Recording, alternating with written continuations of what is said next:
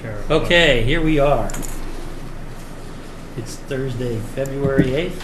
This is the Scituate Planning Board hearing. We have an agenda that's been posted. Do we have a second? A second. All those in favor? Aye. Okay, we're going to start with our old business, new business, correspondence, etc. How about the county? Yep, Do we have a county? we do. We have a little bit. All right.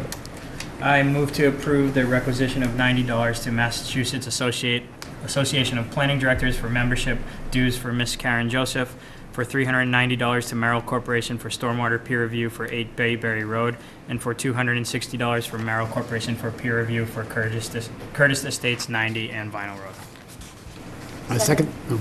All those in favor? Aye. Okay, how about minutes? We also have minutes. We have many minutes. Good job on minutes. Thank you. Yes. Thank you. Going farthest back in order, I move to approve the meeting minutes for Scituate Planning Board meeting held August 24th, 2017. Second. All in favor? Aye. Okay. Move to approve Scituate Planning Board meeting minutes December 14th, 2017. Second. All those in favor? Aye. Okay. And lastly, move to approve Scituate Planning Board meeting minutes January 25th, 2018. Second? All those in favor? Aye. Aye. Aye. Okay, we're done. Liaison reports? Okay, EDC meets Monday night, so there's not, I don't have anything to report. And then CPC is meeting also Monday night. It's tough to be in two places at one time, but we're going to try. And they've got a lot of stuff coming up, including, as I mentioned at the last meeting, the land on the other side of the harbor, looking for appraisals of that. And then there's another piece, 0 Elm Street. Have you heard anything about this? This woman has a piece of property that's sort of behind, off of Elm, that street that sort of goes around. I don't know. Anyway, but I looked at the plan, and actually, I think it's a 45 or 40-foot frontage. It could have been the road to a subdivision, but it's all wet, and it abuts the railroad tracks, so who knows how much it's worth. So they're trying to figure that one out. Yeah, somebody said, now that you say it, I don't think it has access. No, there's no access. Right. So, that's all I know right now. Okay. Which isn't much. One thing that's coming up that I'm scheduled to attend on the 28th is the capital planning meeting to discuss the plan and budget for the master plan update. That's coming up on the 28th. Going there with Brad. We should have put in the iPads. I don't need an iPad. Well, yeah, well, some of us do. I have one. I'll bring it.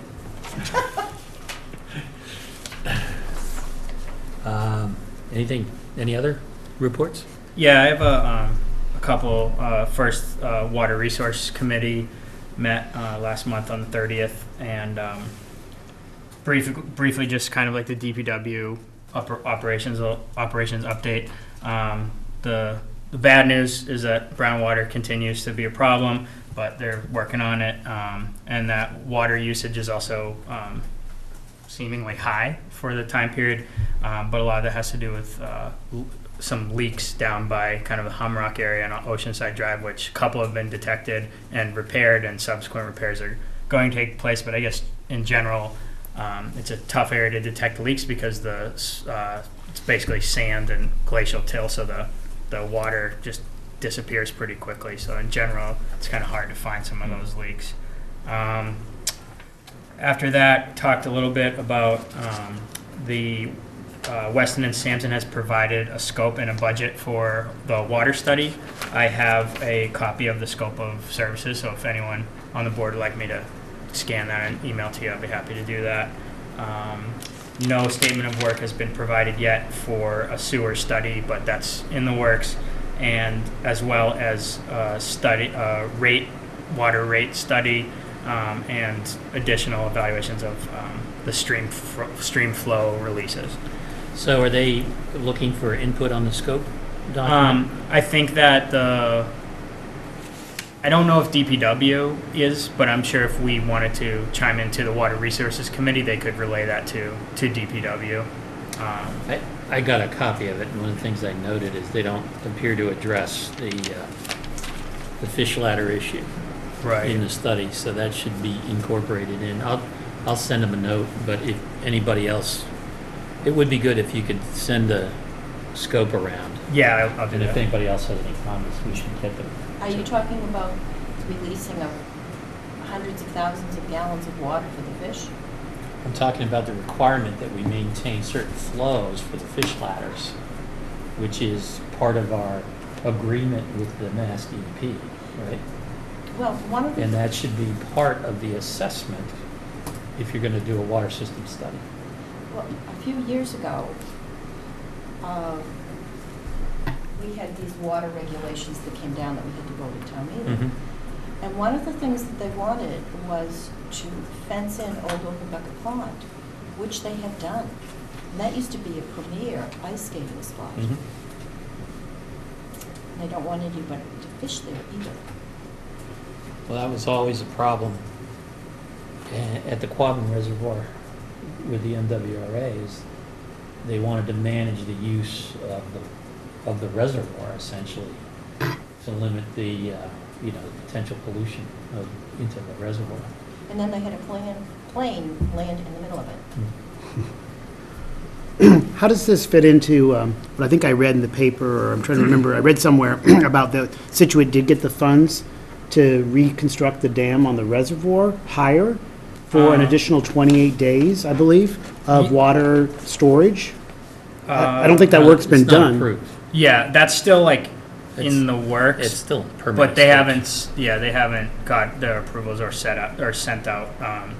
I don't think they've even sent out a full RFP or anything like that. It's pending approval. I'm trying to remember where I read that, something about the allocation of funds. They got a grant. Maybe it was the grant, maybe that was Just it. for Just the got a study. grant for a study, yeah, for part of it. There's a long way to go to Yeah, get there's a that long- approved. right. I thought they were going to dredge it. No, I think that, No, they're going to raise the height of it to add more volume. But How do they raise the height of it? By change the dam height, Oh. and it floods evenly, right? So whoever has property that's Yeah, well, along the edge. yeah, Well, it's pretty high right now, like I drive by that quite a bit. I'm sure we all do it on 3A. And it doesn't seem like there's a whole lot of room that even if it was like a couple feet higher. Well, the issue is not now. The issue is the summertime, right? In the summertime, what happens is, our water supply, our well water supply is only good enough for a base amount of use. And in the summertime, all you have is essentially a bucket of water. And we keep drawing day to day off of it till we draw it down, right? And that's how the system works. But wouldn't it? So if you had a bigger bucket, Well, you'd be I- able to draw it Well, more I'm days saying, or but draw even more per a day. bigger bucket though, per se, at some point, it's gonna be to the top or fill up to Well, whatever it the spills bucket over is. the dam. Well, yes, Yeah. I know, but let's say if it was a foot higher, I'm just theoretically. I'm just saying that whole reservoir being a foot higher, it doesn't seem like there's a whole lot of wiggle room. It's a lot of water. Another, how many acre feet of water Yeah, is you're another right. foot, Yeah. right? It's a lot. When you go up 3A from Greenbush, you pass the reservoir, and there's a yellow house just after the Yep. reservoir. Mhm. I've seen water almost up to that house. Wow. Well, the other side is But I- Tech Factory Pond though, right? But I think the Officially? amount of water they're talking about by That's raising the technically. height of the reservoir is still, only, 20 days worth of water or something like that. I thought they said It's- 28, Yeah, yeah. it's not a huge increase, Okay. But what I was getting at in terms of the water study is that when they evaluate the supply and use issues, they need to integrate the agreement that we have with DEP regarding flows to the fish ladders. And I don't think that has been addressed here yet. And do they know if there's even fish that's scooting down the well? Yeah. I think there's a herring. I read some article that they were coming back quite a bit. Well, that was the objective of it too, was to restore the, but that's part of the whole agreement with the DEP. Any other? I'm trying to think what else was of note of the water meeting. Did they talk about the offset? Yeah, proposed that was the offset other program? big thing is they're still kind of doing background research about this water offsets proposal, and the committee's trying to fine tune kind of how it would work and what it would look like. There was kind of a homework assignment for everyone on the committee. They wanted a particular set of information for everyone to review and comment on for their next meeting. So again, if members of the board are interested in that, I can pass on the homework assignment or if planning department wants to submit an official comment or something. We could do that before their next meeting. Is this homework that you're going to do and you'll give us the answers? Yeah, I can look into it. I have just a list of informal questions that I don't want So are they, it's polling, are they polling different boards or something? Is that what they're doing? No, No. just kind of, they just want to kind of do a little bit of research on their own, I guess. I see. Kind of debate from there.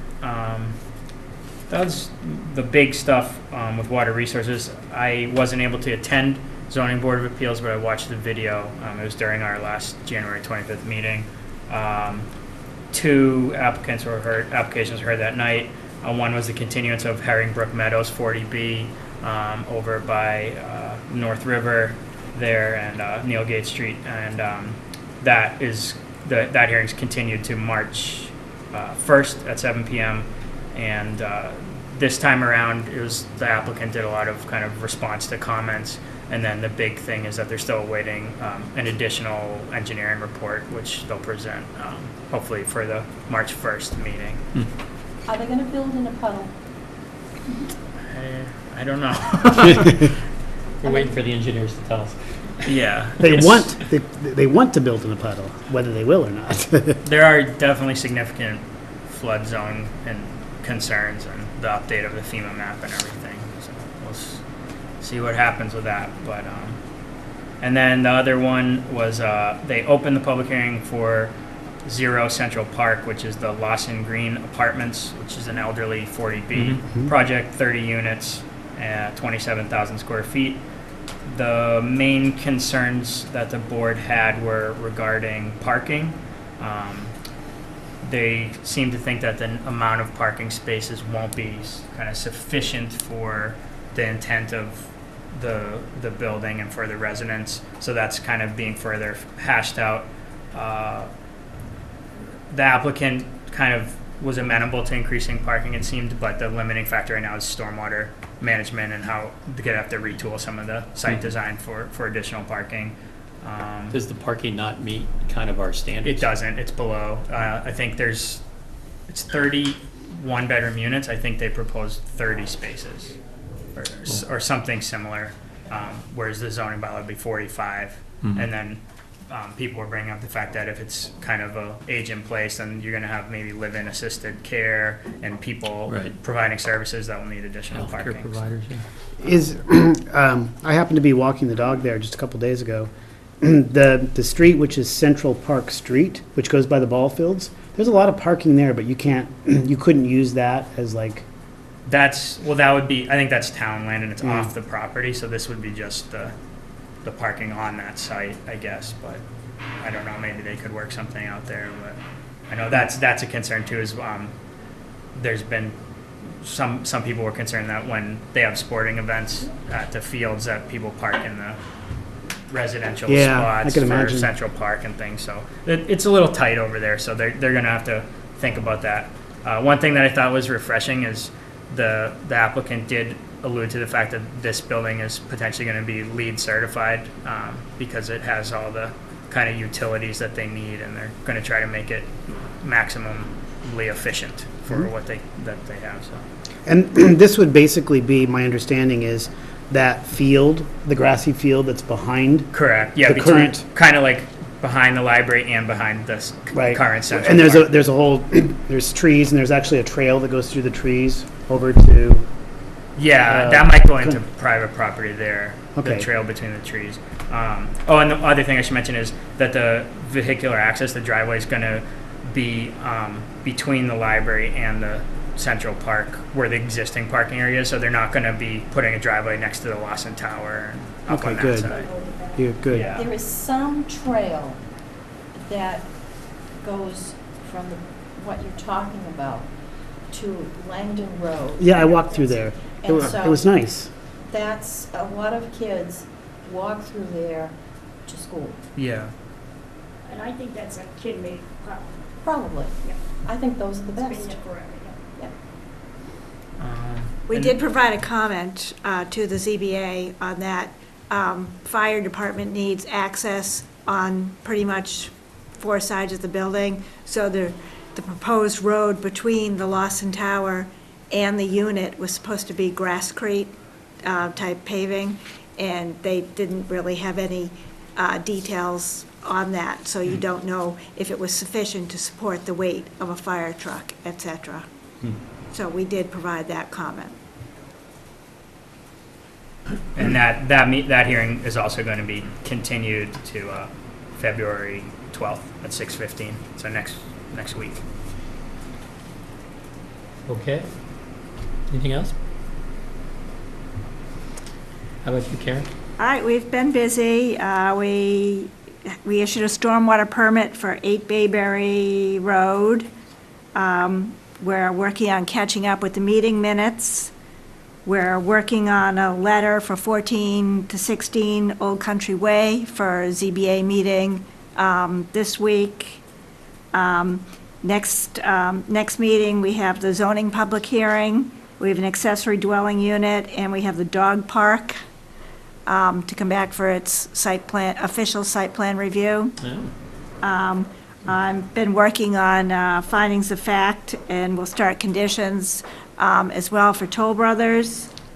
I rejected the 50 Country Way building permit drawing. I won't sign off because the front facade did not meet your approval with all the special conditions that you had. So we let the architect know this week that it didn't meet that. What are they doing about it? Any idea? They have to make it meet your conditions. Yeah, they have to have it be real wood, they have to have the clapboarding be the right spacing. So they are in the process of modifying it?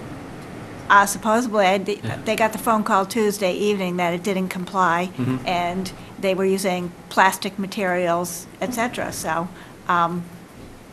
that should be being modified. Okay. Real quick question on that. I was driving by there, and I know you had talked about the materials. Was there any specification, I don't remember, that we did for the other buildings, Unit A, B, and C? Because it seems like the material is kind of I won't call it, it's probably not vinyl, but it has that shininess. The clapboards that they're putting on it is kind of a shiny, it almost looks like metal or plastic. So the only thing that you had a restriction on was the Was the replacement. replacement, The okay. replacement building. All right, And so that you wanted the wood Right. and, the certain clapboard spacing, et right. cetera. I just didn't know if that was also extending to A, B, and C, but No. it sounds like it's not. No. We're working on coming up with some wording for the signage that was supposed to be put up for 305 Country Way with regards to the tributary. It turns out through just an oversight that the deed was never recorded for the open space for that. So that's in the works, and will probably be on the selectmen's hearing in the next few weeks to get that actually signed, so that it does get turned over to the town of Scituate for conservation purposes. Where is 305 Country Way? It's White Ash Farm. Okay, gotcha. I think they're putting in another house. Right, they got approval. There were 3 houses that were approved under a flexible open space subdivision, so they, Yeah, that's the one over by Stevens Right. Farm. Yeah, Right. only the furthest one got built, I believe. right. So we're working on getting some of the things that were never done. Right, and that was right adjacent to like a do not disturb zone, right? Right. Right, that's right, because Did that's, that all get properly sort of marked and all that? well, that's what we're working on. We're getting that, we're working on Okay. getting it marked. No, it has not been all marked, so Really? we are getting that, Seems like late in the game for that. well, better late than never, so we're working on that. And I think that, I mean, that's where we are. I mean, we initially thought we were going to have the zoning public hearing tonight until the selectmen wanted to do marijuana. And that's why we have this time gap, you know, tonight for the first half hour. They wanted to do marijuana? There's going to be a ban, there'll be a zoning article in your zoning public hearing for a ban on marijuana establishments. So you'll have, Recreational yes. or all? The wording is marijuana establishments, but that won't impact medical marijuana. It won't? It won't. Because, I mean, we currently already permit that. You permit that, and you currently still have a moratorium on marijuana establishments, too. Right, that expires in May or something, right? November, end of November. Oh, is it that late? Yep. I don't remember it being that long. Would this zoning article be for April town meeting or Yes, fall? April town meeting. So your public hearing will be next time for the two zoning articles. And the other one is the change at 7 New Driftway from, into Village Business Overlay and Business District. Right. Right, The parcel on the. right, the corner there. parcel on the corner. Mhm. Okay. That it? That's it. We got 6 minutes. I had a question just Hey, about, we can say, we're done. may I ask a question? Sure. Can't guarantee any Well, we got answers. 6 minutes. Well, I wasn't sure where to bring this up, but last time, before, I wanted to do this before the people came in for and vinyl, was that I know they were supposed to give us a cut sheet of the lamp posts. I sent that out. Oh, you did? Oh, I'm Did I sorry. send it out to you? I may have missed it then, I apologize.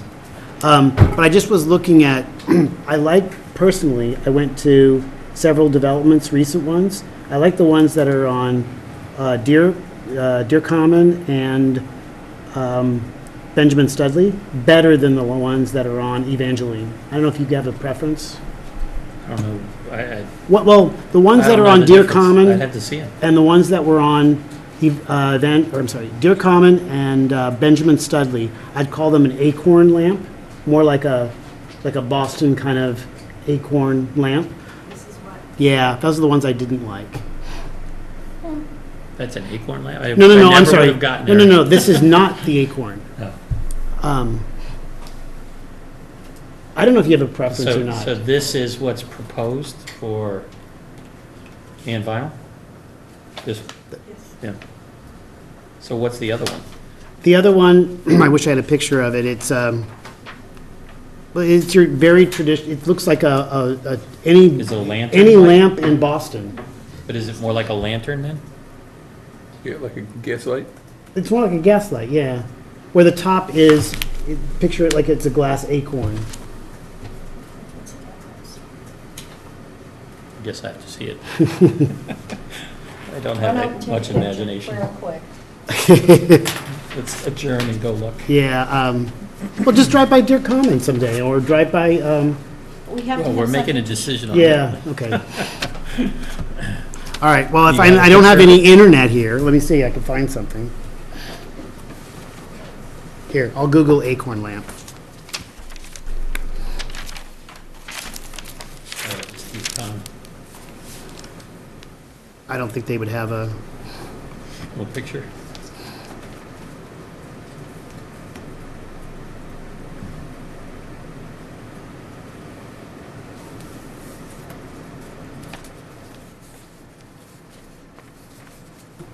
You like this, Richard? exactly. It's a micro That's what it looks like. I just thought it looked nicer. That was my personal preference.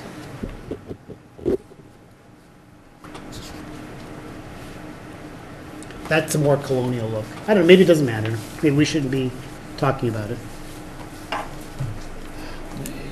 You can talk about it. Well, does anyone have a preference, or does anyone? I prefer this. I don't really. I'll leave it up to the the architects who have much greater aesthetics than I do. Oh, yeah, and see, this is what I say acorn, because it kind of looks like. And then That other one had. well, see, there's the That's acorn. got wrought iron. They have the wrought iron, exactly. And if you look at Deer Common or Evangeline, they both have this particular design. Okay.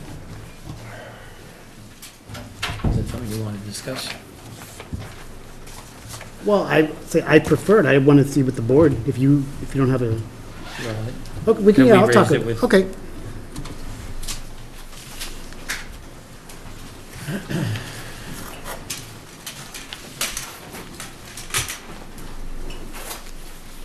You're not tan, Bill. Huh? You're not tan. Yes, he is.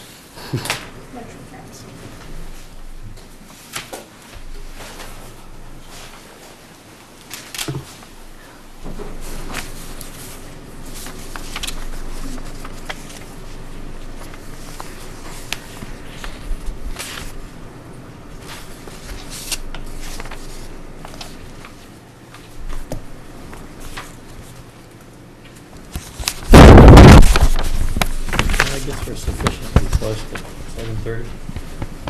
Somewhere in the world at 7:30.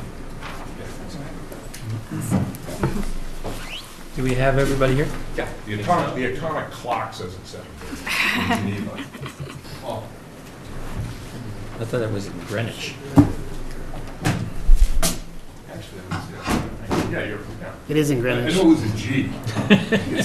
And what's interesting is, Geneva would be Wrong better than country. Greenwich. It used to be in the EU. yeah, and what's interesting is London is actually an hour different than Greenwich Mean Time, which is like, it always confuses me. All I saw when I was there is, well, 200 tourists straddling the line, getting their picture. I have a picture, yeah. Okay, why don't we get started? It's 7:30. On our agenda tonight is the continued public hearing for the flexible open space definitive subdivision plan for 90 and Vinyl Road. And, I think we've got everybody here. Sure. Just before you get started here, I just want to note for the record that I've reviewed the video of the one hearing that I missed, and I forget the date, and have filed a Mullen certificate with the town clerk on that.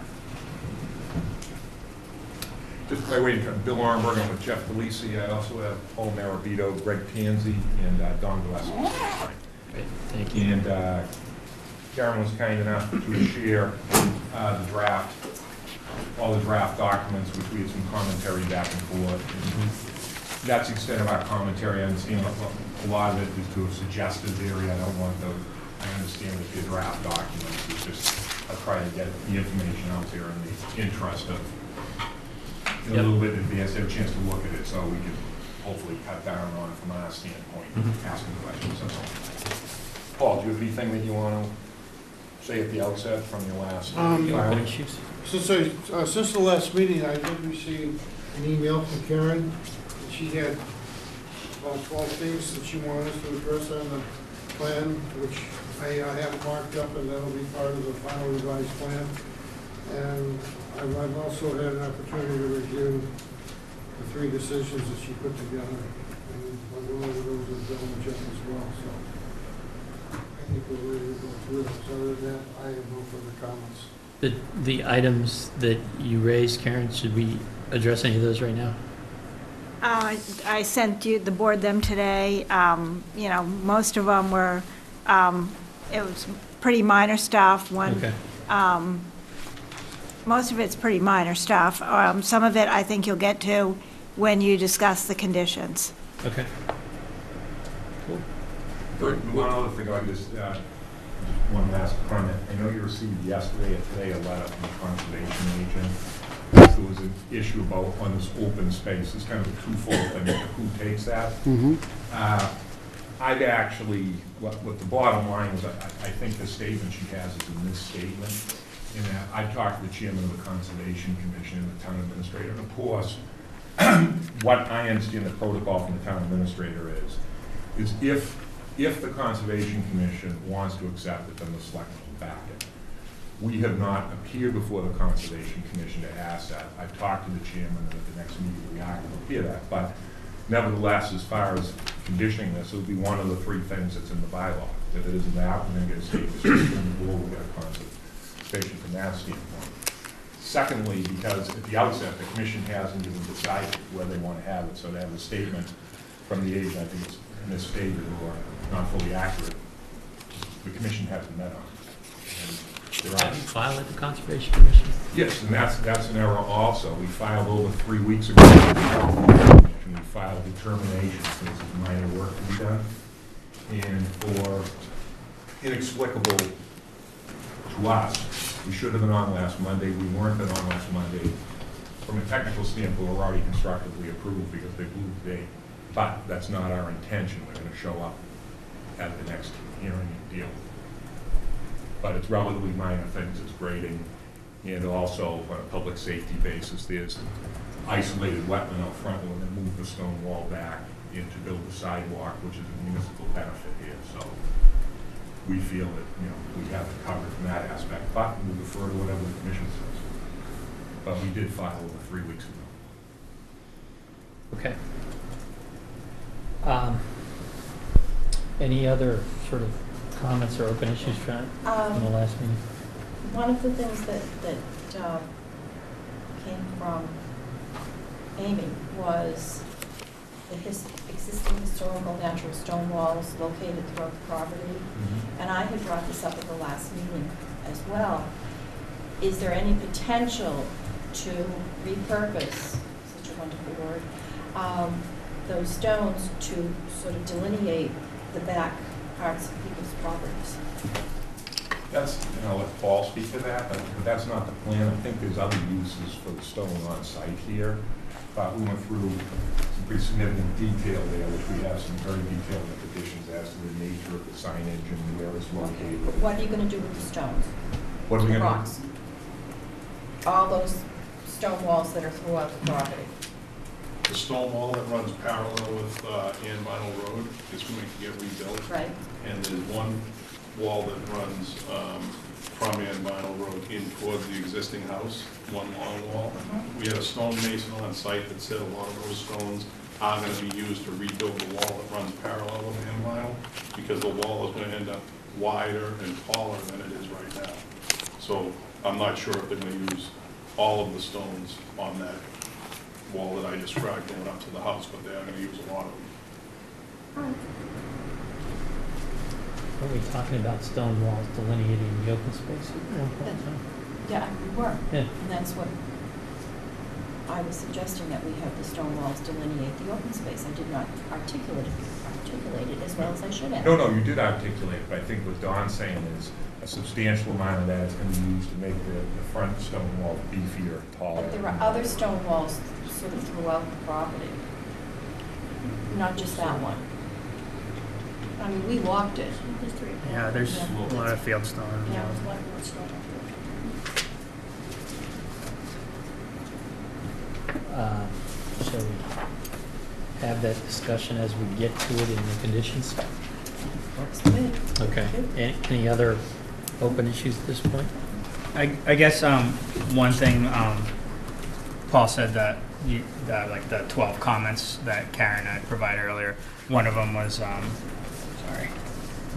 regarding some of what I had brought up last time regarding seed mixes for kind of the front area and the soil absorption system, and that, as well as kind of some of my other general comments. I was wondering if there's been any further evaluation of the landscape design and plan, or if that's going to be included in the new plan set. Any modifications to The that? landscape plans are included in the plan set. I believe there's 2 sheets in there.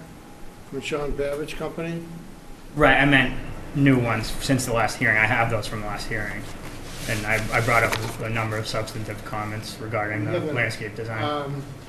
On our plan, we do call for some additional plantings around the berms on the basins that you mentioned, but other than that, there's nothing different. You're talking about the meadow seed mix, aren't you? Yeah, and then just the That's- general, That too has been. Yeah, we called for the field meadow grass on the top of the leaching area. That's shown on 2 or 3 sheets on that set of plans. So that's included. Karen had the same comment here. You said it's included. Right, those were We haven't summary. seen it. You've got it somewhere squirreled away?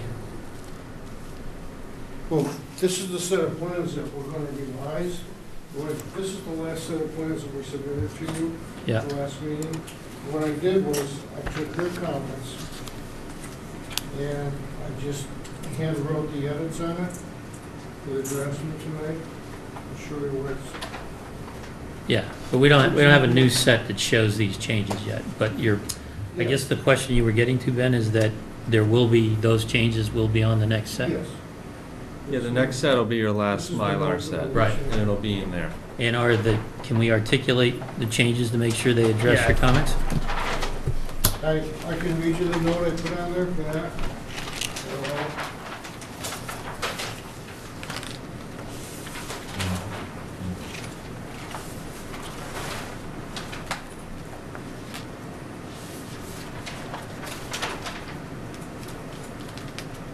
It says plant finished grade of entire septic system leaching area of parcel with field grass seed mix, 44,527 square feet, which is that entire area, close here, here.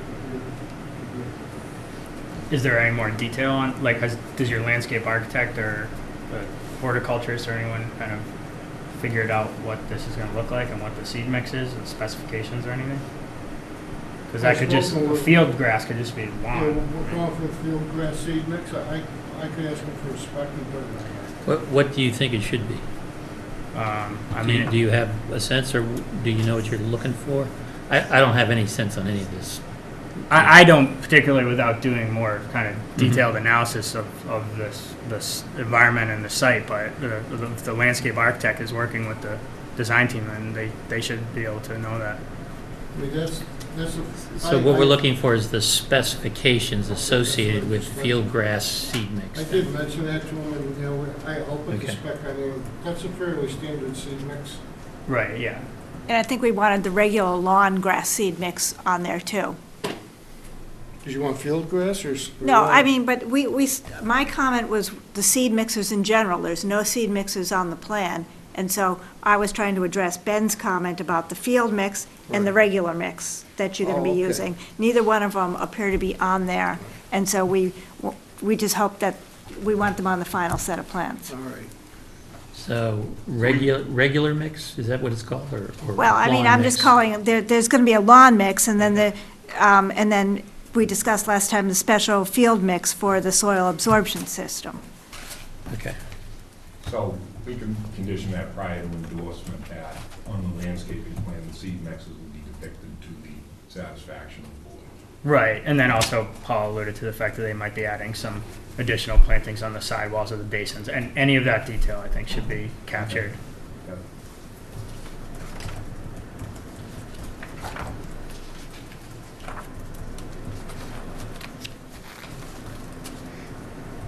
Okay.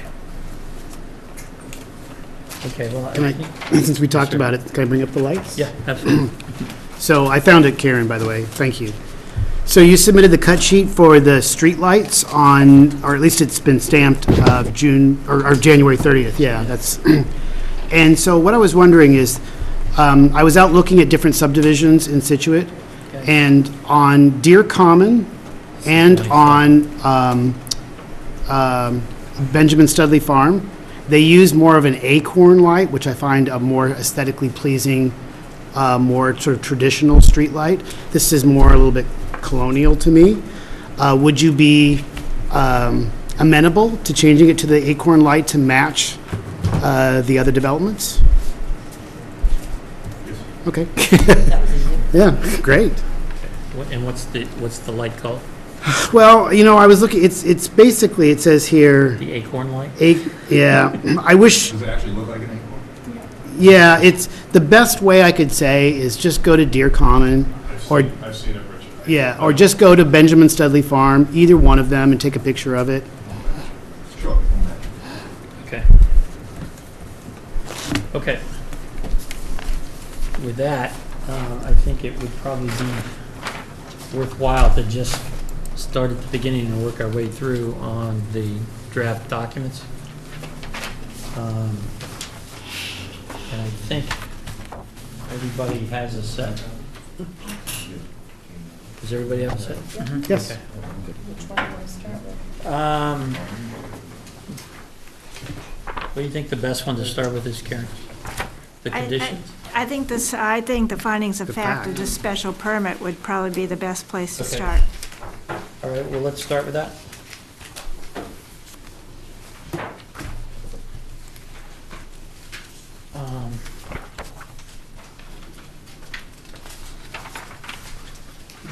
Do we have to mark it?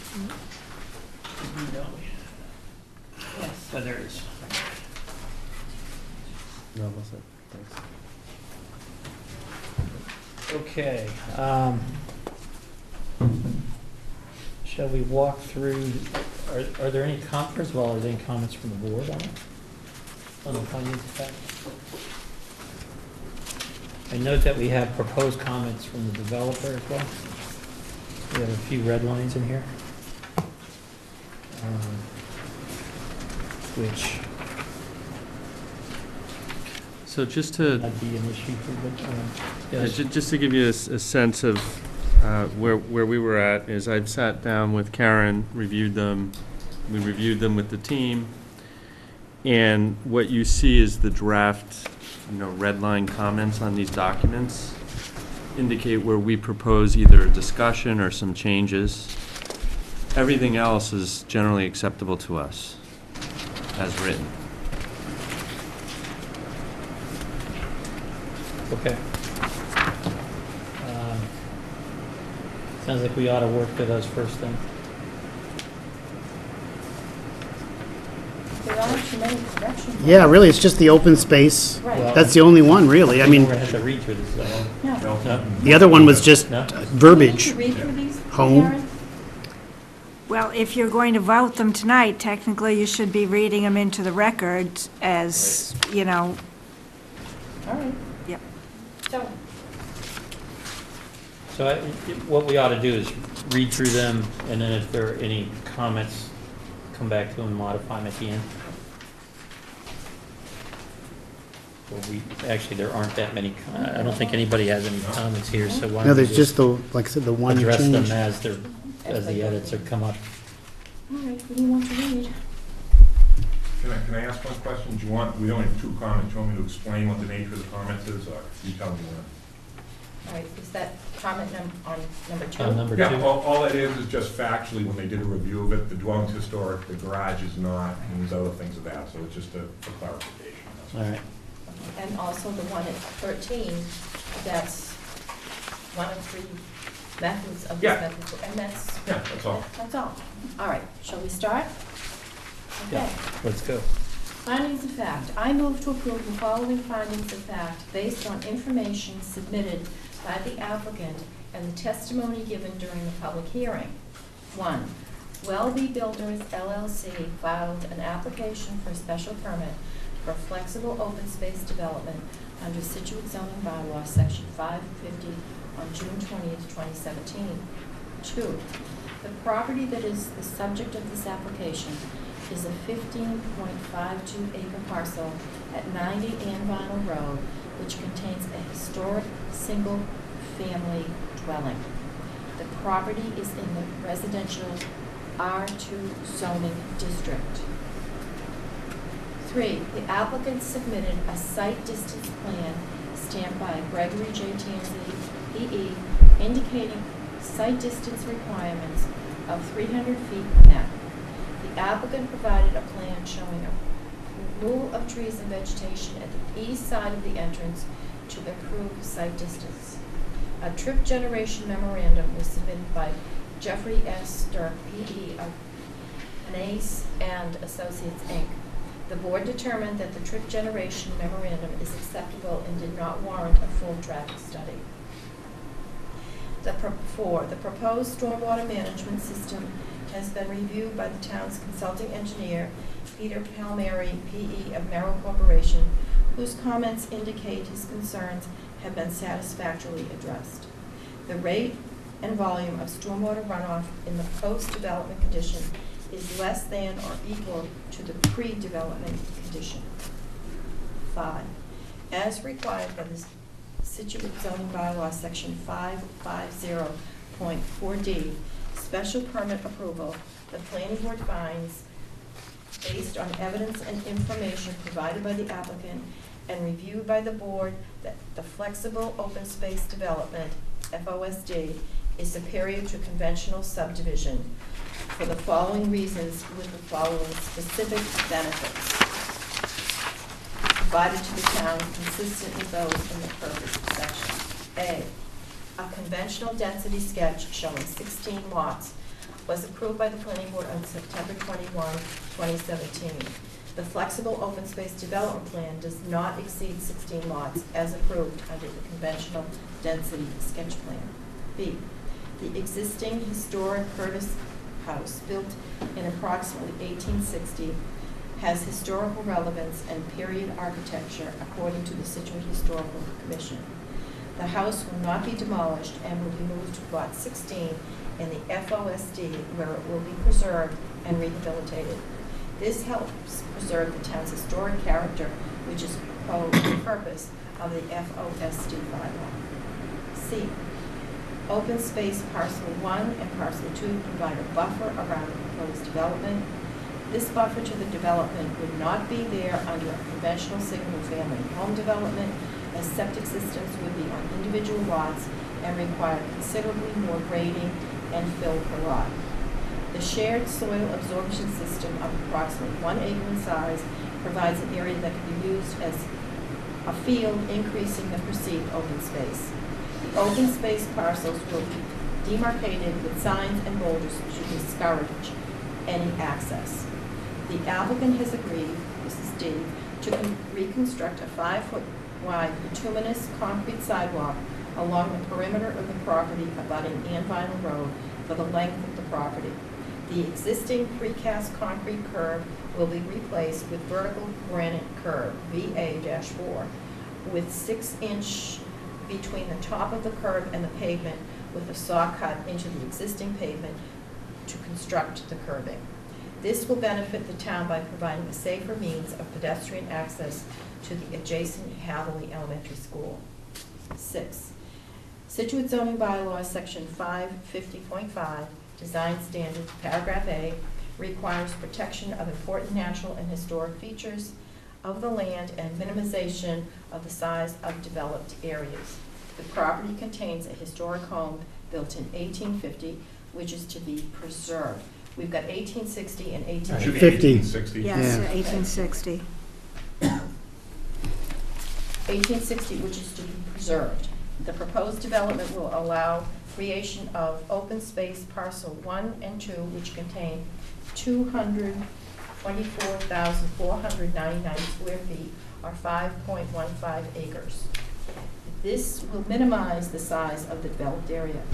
This paragraph requires protection of a minimum of 30% of the parcel, or 202,820.4 square feet, as open space.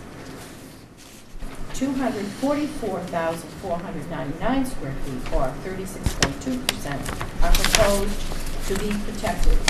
70% of the minimum open space area, or 157,149.3 square feet, must be uplands. 170,521 square feet, or 75.96% of upland, is provided. The plan thus meets the design standard of Scituate bylaw, section 550.5A. 7, Scituate zoning bylaw, section 550.5, paragraph B, requires that construction and laying out of developed areas respect the natural features of the parcel, applying 6 guidelines as follows. A, Guideline 1 encourages site disturbance beyond the paved area of the road to be minimized and open space maximized. Guideline 2 recommends that open space include buffers to wetlands. These are met by the preservation of open space as indicated in finding number 6 above, and by clustering of homes to reduce land clearing. B.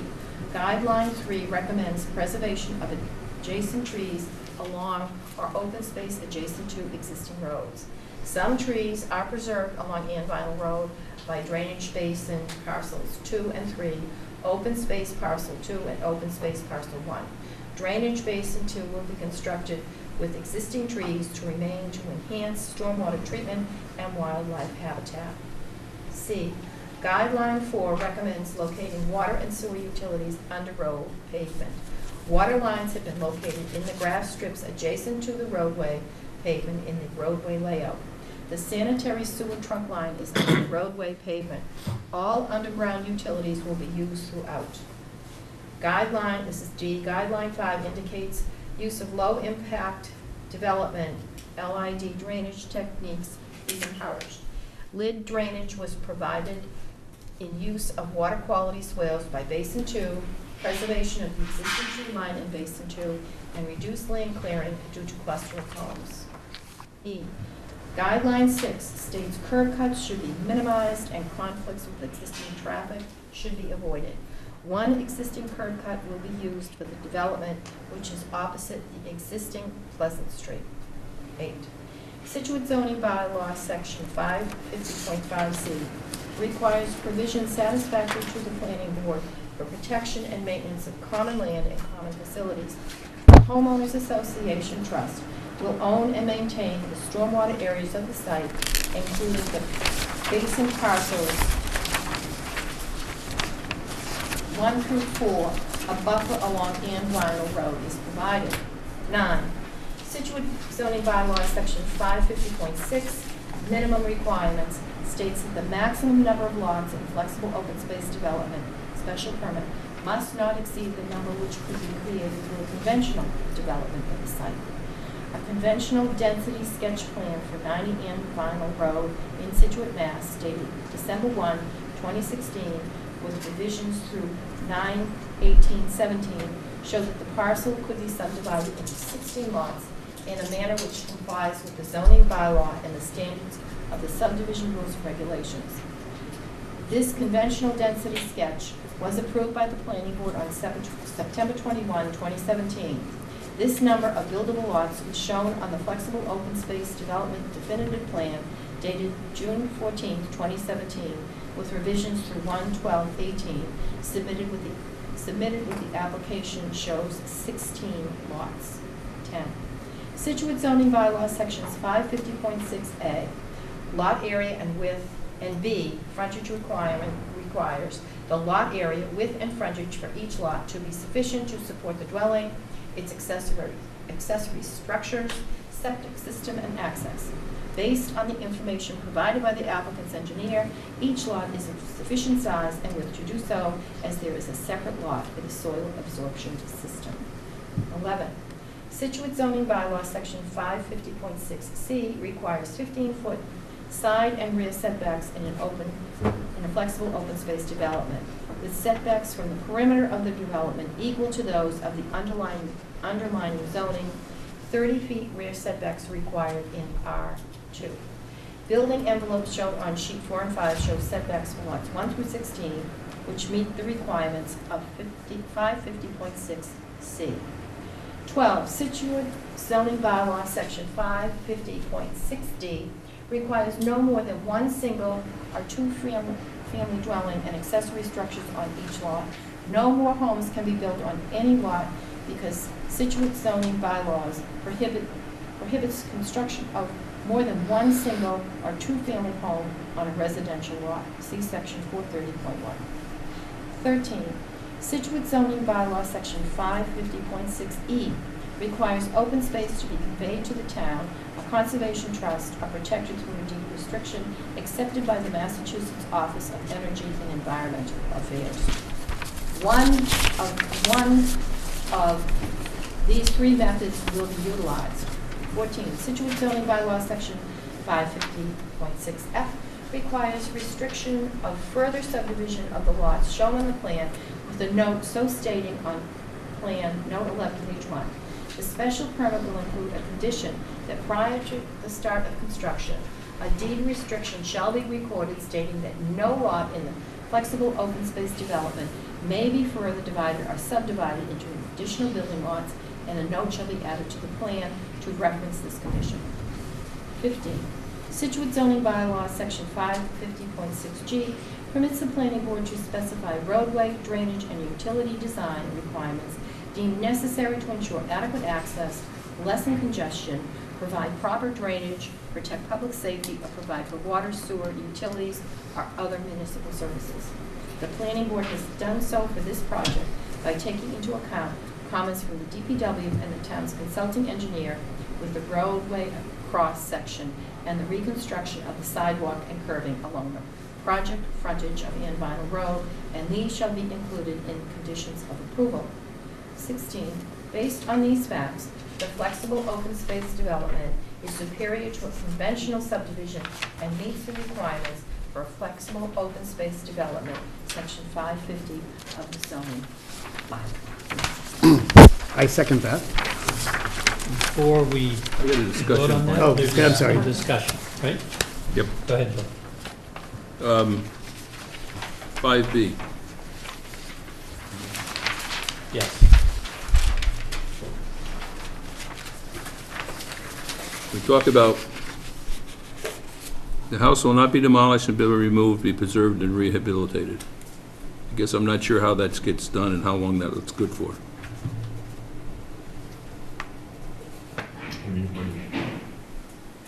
Okay, once I move the house to 16, it's going to be preserved. I guess I don't know how I ensure that it gets preserved and how I ensure that it gets rehabilitated in the standard of which it is now, and the design and character of it is.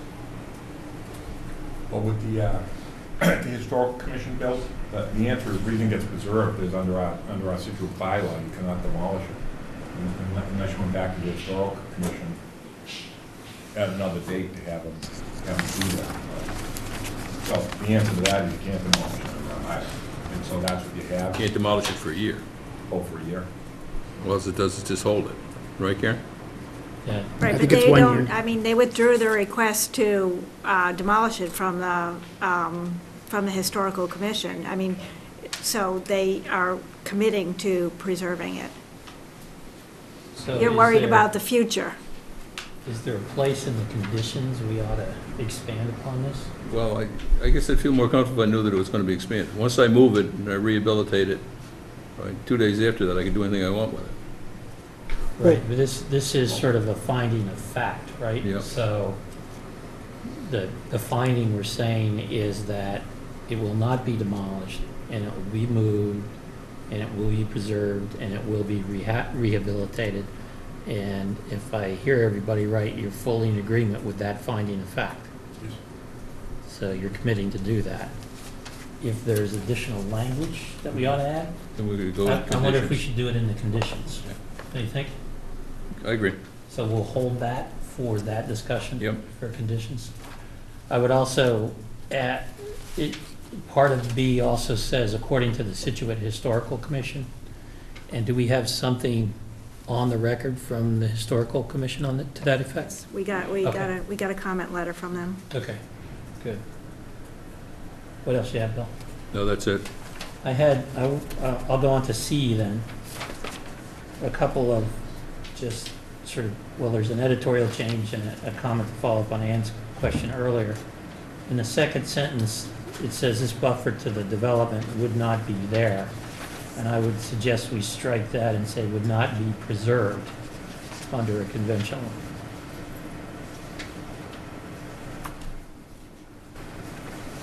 Just to be clear on that finding of fact. And then the second is the last statement says the open space parcels will be demarcated with signs and boulders.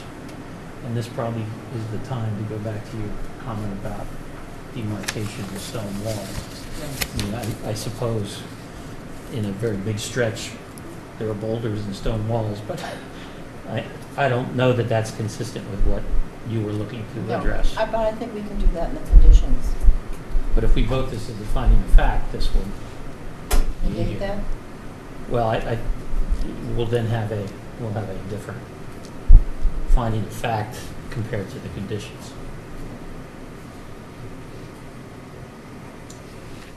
We could say the open space parcels will be demarcated with signs and Stone wall such, yeah, we could say stone walls here. to discourage any access. Yeah. Yeah, but we're not going We're not gonna do that. to. They asked to move the drive. They asked to move the stone wall back, and there was substantial improvement to the stone wall. That's not the one I'm talking about. I understand that, Ian, but what I'm saying is, they have no idea of, well, what I don't understand is, we've gone through a few meetings here, went through very thorough stone specifications of signs, which now we have, right, in any conditions. We talked about the boulders, and part of what we said is we want to use the materials from excavation on site, and that's the reason why they're there. That's why we agreed to the spacing and the proximity and all this. So this is a new, I'm not saying you asked for this. You asked, can you preserve some stone walls? This is the first discussion, at least I can remember. No. We discussed at December 14th meeting, where we talked about the delineation of open space, and that stone wall would be a way of demarking the buffer line along those east lots. That's what we talked about on the Had discussed 14th. it, but it wasn't something that was a discussion, because the subsequent meeting, at the last meeting I was at, we went through exactly how we responded to that response, and at least everyone seemed to have was copacetic. Hence, that's why we did the specifications, the signs, the square footage, the colors, the materials. Yeah. Yeah, I remember our discussion. At least my impression was that it was going to be boulders, but not necessarily a stone wall. But not that we couldn't change it, but I'm just saying that's what I thought we kind of came upon. I wasn't here for the, Right. I watched the video, but you probably have a more nuanced view of what the discussion was. Yeah, I don't remember the discussion in its entirety, but I think we talked about using the stone walls, the reuse of the stone walls. Yeah, that's what I remember.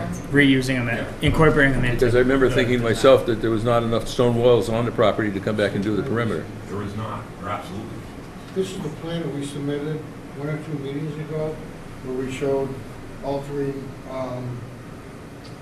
wooden posts with the signs. It'll be 4 feet high with a 1-foot square plaque with a white sign on it. They'd be spaced intermittently with a boulder, post, a boulder. These would be 50 feet on center. I wouldn't spend a lot of time putting This, them in the ground. just so you know. Was it? I'm not sure I'd spend a lot of time putting them in the ground. They're There's gonna not that many last. stone walls in the property that are good. A lot of those got wiped out when we did the perk test, and someone went into the test pit holes. But these walls back here are gonna be used to build 400 feet along the street, plus the returns. They're probably gonna use 400 to 500 feet of the stones that they do find in the back. But the perimeter, the plan was to put the snow fence around the perimeter, stake these lines out with monuments. There'd be a rebar and cap at every property corner, and we would flag the limit of clearing. We put the markers on the back line, we put the snow fence up, and we put the boulder and the signpost in alternating locations. So Well, the snow fence is going away now, This open right? space is gonna be very well. Snow fence is just temporary, though. Yes. You're not gonna leave it up. I think in short, Ian, This is also one of the plans in the plan set. We put a separate plan, I think it's sheet 10 for the open space monument plan.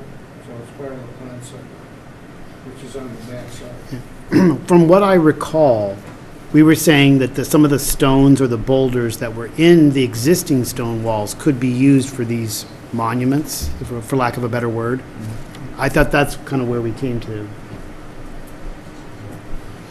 Our plan was to use the larger ones that we excavate, Yeah, either for the basements or the roadways. And we did encounter larger boulders when we were digging the test pits, so there should be ample number of those to put around the perimeter. But the stones in the stone walls are not that big. Probably 1 to 2 feet on average. Ann, can I just have some clarification of your thinking about the stone walls? Well, New England stone walls are beautiful. So that's my question. Is it do you specifically want to use the stone walls for the demarcation, or is it more that you would rather preserve them on site and incorporate them into the landscape design? Yes. The other thing is, too, rather than these great big huge boulders, which can actually be pretty ugly, you're almost better off, I think, to have, Build like a cairn. yes, Have a what? it's sort of several stones and, so And do, I'm sorry, what was it? what The- you do is have almost like a little Pyramid? pyramid of stones as delineation, sort of a mini Yeah, stone. we can do that, sure. All right, so, because I think the idea of these big boulders, no, I don't like that. That's just my opinion.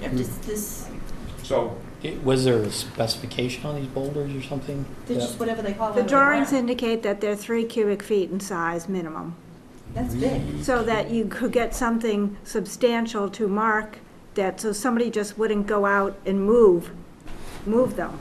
So that they indicated that on the drawings. You want something that, Signs, too. you have the signs, but you want something that somebody's not just gonna go move. So if there's a way to,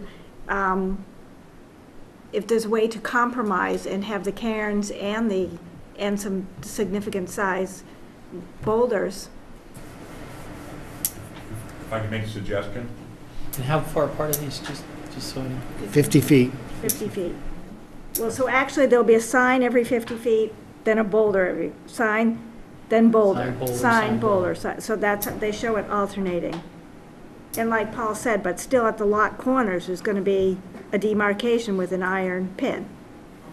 Yeah, but that'll get Right, that'll covered get, over right yeah. away. so, Nobody will see that. if I can make a suggestion, suggest this. Finding of facts are fine when we get to the conditions. If you want to say, you want to be marked as said, except except to the effect of the boulders, at the permission of the planning board, can be substituted with rock cans. So you can see what they look like and see if you want them, so we can, That works for me. Yeah. Ben? we can see how it looks in the field, Yeah, So what are you saying? You're saying, No, Let's just stick with finding of facts is fine as they're written. Because boulder's a boulder is a boulder. Right. A rock is a rock. That's right.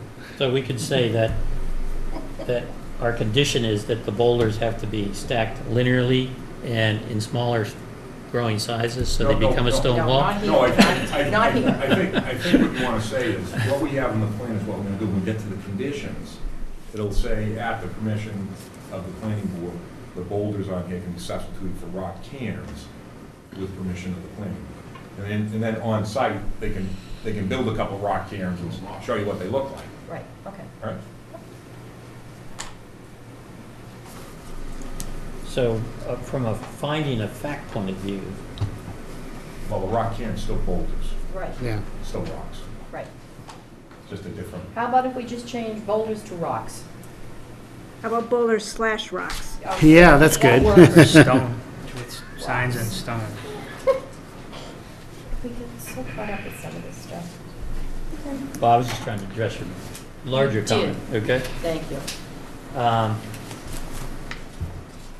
Well, and it's interesting because in our development, we actually have, I'd call them almost like riprap. It's not really a stone wall, but there are rocks that demarcate the open space, so, but I wouldn't go so far as to say it's a stone wall, so it's kind of in the middle.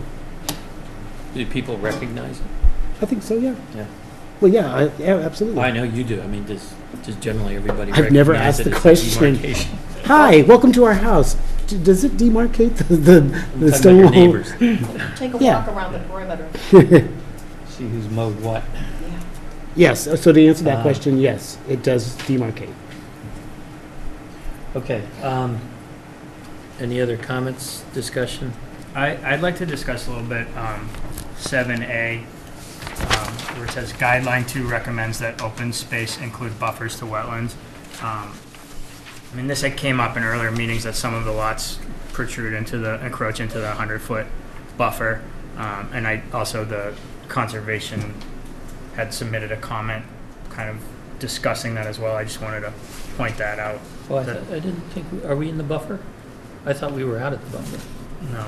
No? It's grading in the 100-foot buffer zone, Oh, Yeah. there is? It's yes. that one on the right-hand side there. I think it's that line that you see just to the left of the yellow line. Several homes along that Yeah, but I boundary. thought they weren't actually grading those. I thought they were leaving those This is the alone. 100-foot buffer zone. Yeah. We're going between 100 and approximately 85 feet to take some vegetation out and replace it with lawn. And down here, we're gonna be working right up against the isolated wetland to put in the sidewalk and the vertical granite curbing and the stone wall. And back in here, there's a stormwater basin where from 100 feet to 50 feet, we're gonna put in a level spreader. It's nothing more than a trench 2 feet wide, 2 feet deep. The machine will go in, you'll pull the trench back, fill it with stone, and then it's got a 4-inch pipe in it, and that's it. The purpose of that was to shed more water away from these backyards. This is something Merrill had us add, I think, after the second or third revision to the plan. Other than that, everything's. I just thought we had talked about the demarcation and the sort of the cleared lot lines being up to the 100-foot buffer, not into them. No, the vegetation would be cleared. The worst case, Why I would think, you- is between 85 and 100 feet. Some of these lots, there's even a less clearing, it's just into the 100-foot buffer. But the rear line here, this parcel line is what has to be monumented with the iron pins and the caps at the property corners. In addition, we're proposing the boulders and the signs. And that- So the 100-foot buffer is not part of the open space then? For the most part, no. No. In effect, it will be in effect because the clearing isn't No, it going won't all be. the way to this It won't line. be, because it's not deeded that way, right? So it won't be in effect, it won't be. This line here, you had us pull it back at Right. the second meeting back. Yeah, I just thought you were pulling it back to the 100-foot buffer line. No, because the houses are right here. Can you shorten up the driveways? Push them down a little bit further toward the street? I think the design you came to here was, a lot of this is in response to just Maybe I'm appearance. forgetting that. I'm sorry, I thought that was the discussion way back when, so maybe I missed or not remembering the conversation we had after that. So this means that you really do need the Conservation Commission order of conditions then, right? You don't need more conditions, No, we it's a follow determination. You're generally allowed to do work between 50 and 100 feet, provided you do the work in accordance with the DEP performance standards. So it's the 0 to 50 feet where there's the non-disturbance area, usually. So the commission will review an application and decide whether the work is substantial enough to require an order of conditions. They have jurisdiction to do that because you're doing work within the 100 feet. Right, right. But it also looks like you're actually into the 50-foot buffer too. No. I don't think so. No. I'm looking at the upper right corner of that line. That looks like We it's can't in the do any work 50-foot buffer. inside the 50-foot buffer because the commission won't approve it. And on these lots here, the clearing on this lot, for example, this is a 50-foot. So is your line wrong? It's about 85 feet, so the clearing for the lawn is just. So is your line wrong? Pardon? Is your line wrong, your yellow line? No, the yellow. So line- why is the 50-foot buffer to the west of it? This is the This is the 50-foot buffer, Right here, which is running along the 50-foot yellow buffer. line. So it's outside, as you see here. So it What's may, that? This is the 50. Can you bring that over here so we can see it? Can you bring that over here? I just can't see it.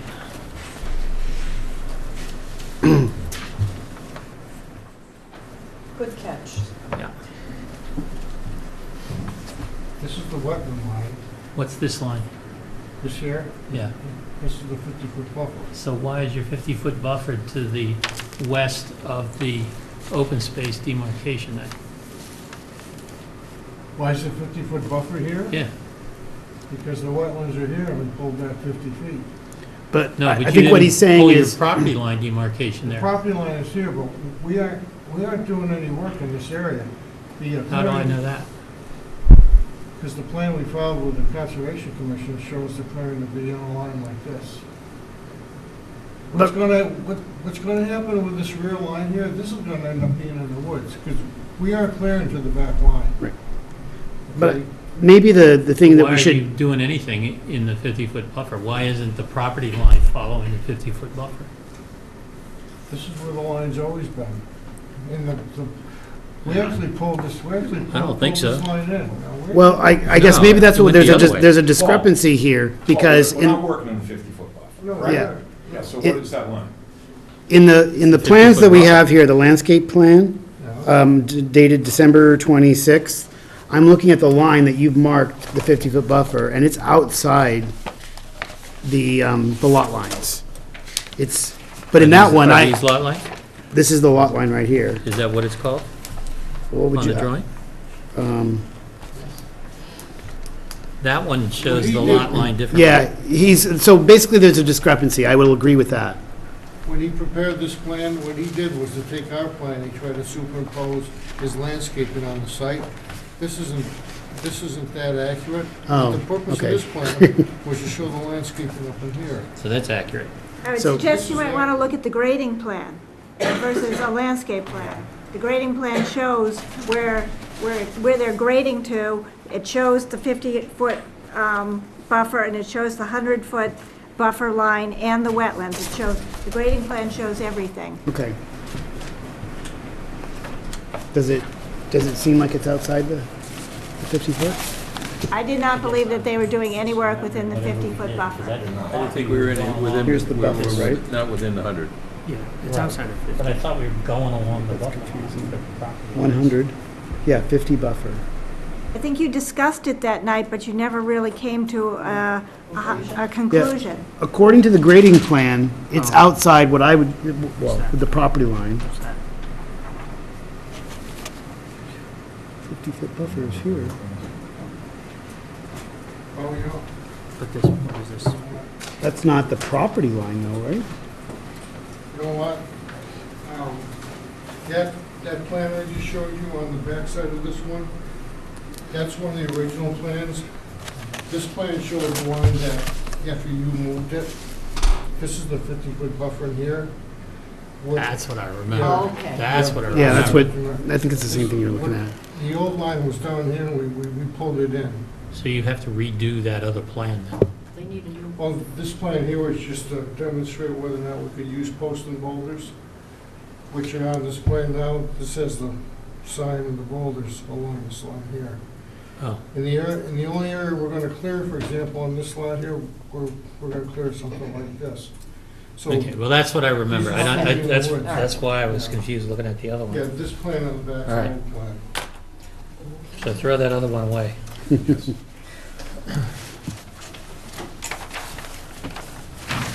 Okay. So, Ben, did your question get answered? Well, I mean, in respect to the guideline of section 550.5, it says it recommends that open space include buffers to wetlands. So it's up to the board to make that finding. Yeah, But we it's, 85 to 100 feet of buffer. right, you're in the 100-foot buffer. Yeah, but it says a buffer. A buffer is 1 foot. The town of Scituate bylaw requires a 50-foot buffer. As a matter of fact, but for the fact from the state standpoint, it's the local bylaw that covers between 50 and 100 feet. So your answer is that there is a buffer, it's a very large buffer. Right, the guideline 2 recommends that open space include buffers, Buffers. right, There's to a, wetlands. yeah, there's an 85-foot. So there's a So 50 and larger. a 100-foot buffer, Yeah. right? And I think that's what you're asking, right, Ben, is why isn't the 100-foot buffer in Right. the open space? And I think what we got, now that we've cleared up your other drawing, is that well outside the 50-foot buffer, if I remember right. You are, yes. And we are partially into the 100-foot buffer. Correct. Right. And I guess the question is the board okay with that?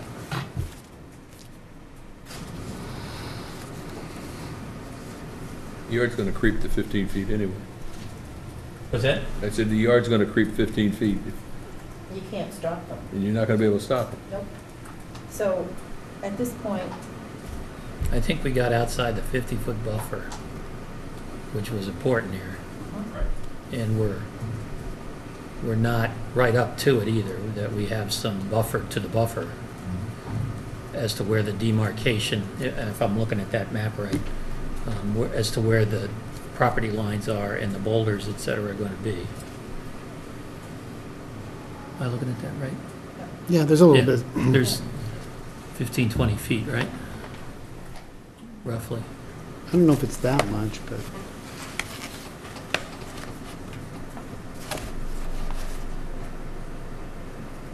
I guess my only concern is going forward, given the comment we received from Conservation Commission, since the work in the 100-foot is under their jurisdiction, I just don't want to be there like some sort of conflict, or it's like, well, planning board already, permitted this, or found No, this. because the whole thing is conditioned on other approvals, including the Okay. Conservation Commission approval. So if they decide something differently, you'll actually need to come back and talk to us, Right. right? Anything that conflicts with Yeah. Right. what we've approved needs to come back here. Correct. Given that it's under their jurisdiction, then I think as long as we have that safeguard that it's going to be assessed by the board that deals with those issues, then I guess I would be okay with it. I think that is the case. Yeah. The only other item I have is number 12. Anybody before that? And I note the bylaw talks about single or two-family dwellings. And we're not talking about two-family dwellings here, right? They're all single-family dwellings, the 16. Yeah, none of the lots are 40,000 square feet. But, the reason it may say two-family, just because like we had the situation on Hatherley, where they wanted to do an accessory dwelling, would that That's cover? different. That's different? An accessory dwelling is different than a two-family dwelling. Okay. Can I ask So- a question? So I would suggest we strike it and just reference single-family homes. Yeah, but what I'm confused here is, they're all talking as if these are conditions. This is saying that's what the bylaw says, and the bylaw does say that.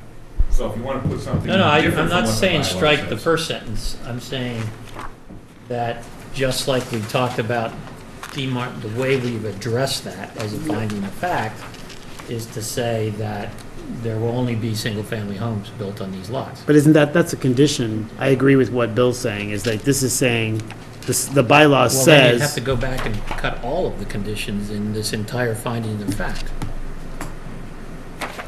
I mean, it's a fine line, right? Why would we have a condition that the open space parcels would demarcate with signs and boulders in here? Right? I mean, The finding of fact on our end is that here's the condition, only one and two-family dwellings can be built on here. Our finding is that the applicant has proposed to build only single-family dwellings. That's our finding of fact, unless you don't agree with that fact. Well, we agree to a fact, but it doesn't matter. I don't see the logic of it, why you want to change it. Well, it's one or the other. If there are other conditions that should stay conditions and not findings of fact, then we should go and strike them all out of the findings of fact, right? You're saying what the Scituate bylaw said. If you want to change it to something that the Scituate bylaw doesn't say, by all means, go ahead and do it. No, I'm not saying that. What I'm saying is that it will read, the bylaw requires no more than one single or two-family dwellings and accessories on each lot. This condition is met by our finding of fact that you've testified that there will only be single-family dwellings on these lots. so it satisfies the condition. Yeah, I mean, it's almost like what I hear you're saying is like number 10. Here's here's the zoning bylaw, right? And then, based on that information provided by the applicant, they meet it. So what you're Right. saying is, That's Okay, exactly here's- what's written here. yeah, right? here's, read number 12, as it is, and you could say, based on the information provided by the applicant, only one single-family home will be built per lot. Yeah. There you go. Yeah, but the other point being is, there's no objection to that, just say, or accessory structure. If they come back from a special permit and allow an accessory structure, they can have that, but there are no two families, I agree with that. Well, yeah, that, Yeah, I think it's, I would want it to keep it as, Yeah, I know, you have to come back for a special permit. Right. I'm just saying if we're going to make a finding of fact on this, we should make a finding of fact that's consistent with what you've testified to, right? And presented. So how did you say that? just looked at the one up above, on number 10, information based on the provided. information provided by the applicants, By the applicant? by the applicant.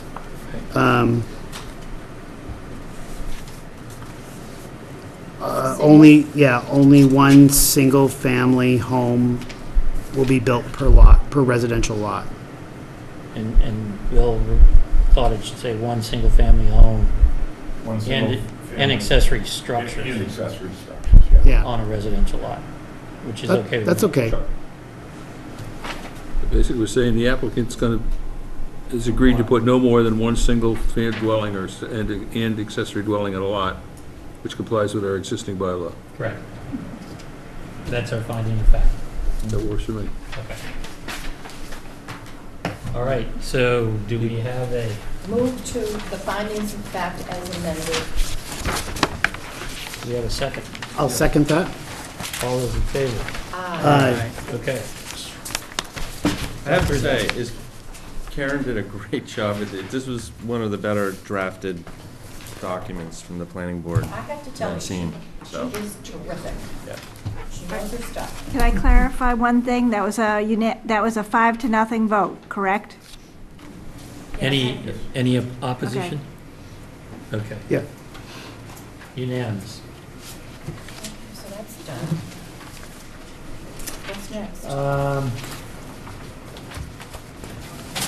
Well, we've got two things, proposed conditions and the certificate of action. Well, I mean, the proposed conditions go at the special permit, so I would recommend that you Yeah, go let's with do the that one next.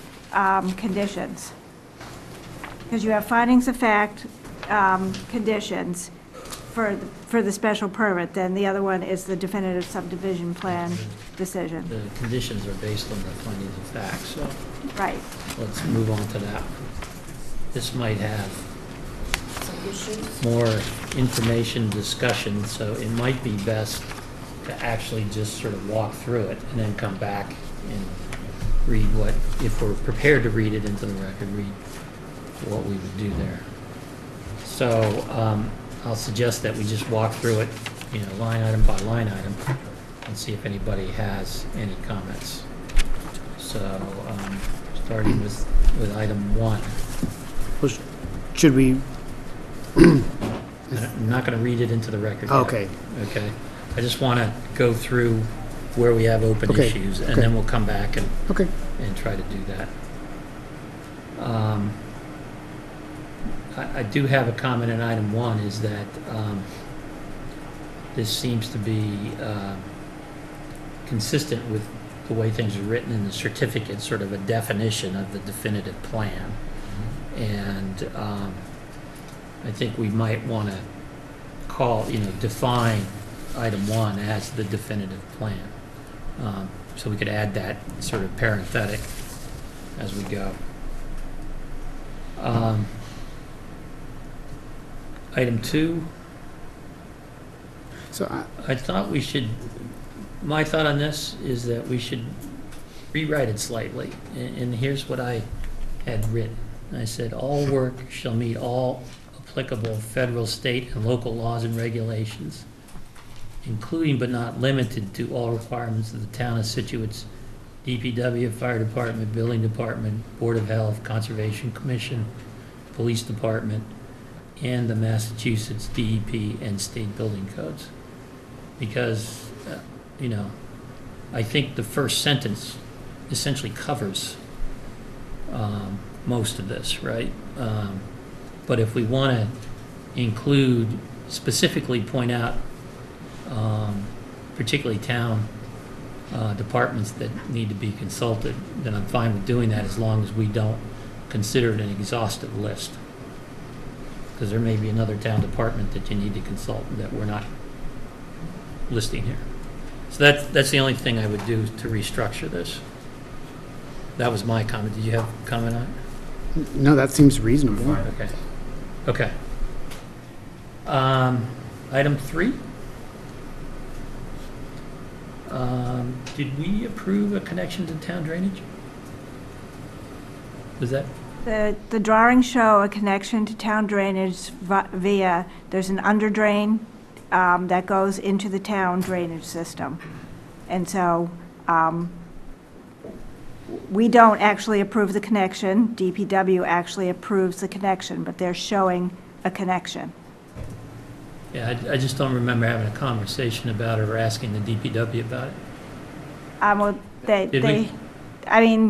they have to get approval from the DPW, and so, I mean, I know they've talked to the DPW, but they have to get formal approval from the DPW. Did the DPW provide us any input on it? When we And asked them only for comment? only to say that they need formal approval to get this in there. I don't believe it was in a comment letter. It was pointed out to them after the fact, and, you know, they need formal approval, and that's why I had put it in as a condition prior to endorsement, because if there's any improvements that need to be done in Ann Vinyl Road, the applicant would certainly have to pay for them at their own cost. And that we don't exactly know the condition of all the pipes, or the pipe that they propose to tie the under drain into in Ann Vinyl Road. Yeah, I'm fully on board with having to get the approval of DPW. I'm drawing a blank on Sure, having discussed this. Paul, it's a de minimis amount. We don't even actually have to tie it in. The only reason Paul had tied it in, we can handle it on site, was that Paul thought if this ever became a public thing, it may be something that's preferential to the town. You know, we don't have to. What do you mean became, if That- whatever became a public thing? No, The that- road, you mean? No, this road is going to be presented for street acceptance. Yeah, What we did is something we did on our own, which is very good engineering practice. It is not required. There's a sewer line coming down the street, and it's going to run into to the proposed septic tank. There's a pump chamber here, but under the sewer line, what we did, there's always crushed stone under the water and the sewer lines. In that crushed stone, we put a small pipe to drain any groundwater that might be in the ground, and that groundwater would simply go into the catch basin. There's a drain manhole here, there's a catch basin right in front of our driveway.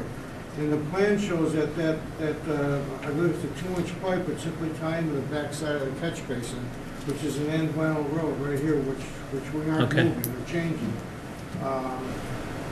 Again, I've spoken to a town engineer. He was going to speak with Mr. Cafferty. I've asked 4 or 5 times. They did mention that in one of their original comments. And what I told them was that we don't need to put that in. It's not a requirement. But when this road's going to become a public way, it makes good engineering sense to tie it into the basin. The water that would go in there is probably less than 0.1 CFS, which is next to nothing. so So if you don't need it, where would the water go? we just take it out. It just stay in the ground. So you wouldn't drain it? Just No, infiltrate. the pipe would be in the groundwater, that's all. I mean, there's nothing wrong with that. But from an engineering point of view, I mean, Okay. this is something we've always done on all our subdivision roads, and we tied it into the storm drain here. We also looked at the drain line from here all the way down to the salt marsh, or the marshland at the end. It's a very good storm drain line. I spoke to Sean McCarthy. He asked me to investigate where this goes, and it does go all the way down toward Howard Street. It doesn't go to Howard Street, but it stops short of that, and then it goes off into the marsh, so. And again, they're either gonna let us keep it there, and if they don't want it, we're just gonna build it. It's as simple as that. It is not required. It's not in your rules or regulations. It's something we put in for good engineering practice. It's easy to install when you're putting the pipe in, the sewer pipe, so we will get an answer before endorsement. Yeah, so the language we propose, you can strike it, the Karen language is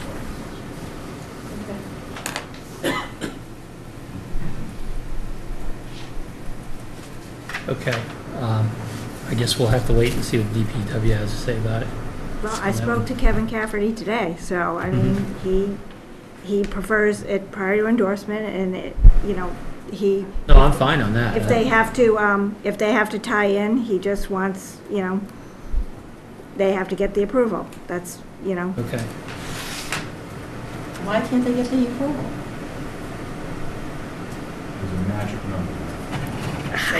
I don't know why they can't get the approval. They're not supposed to increase discharge of water But- off the site, regardless of whether it's going to the town or not, right? Yeah, well, Paul says we don't even need the pipe, we just let it infiltrate. He did it as a best practice, but Right. if the PPW doesn't want us to achieve best practices. It won't change stormwater flows anyway. I just don't understand why we can't get a yay or a nay from them. Well, Anyway. since they don't need it, then, They don't work for us. Okay. I would also change all costs associated with the work shall be funded by the applicant. So we've got different words here. We got applicant and developer. And I think we should be consistent all the way along. And I'm thinking of applicant as sort of big A applicant, meaning the applicant and its successors and assignees and all that stuff. What wording do you want now? All costs associated with this? No, the work shall be funded instead of the burden of, right? By the applicant. Just to be clear. And then I don't, the burden of is kind of a. Then you want a universal search from developer to applicant. Yeah, I got it. We I just can should help get you with that. the terminology right. These are nitpicks. I'm not, again, Karen, you've done a great job here. I just want to try to be consistent along the way here. Number 4.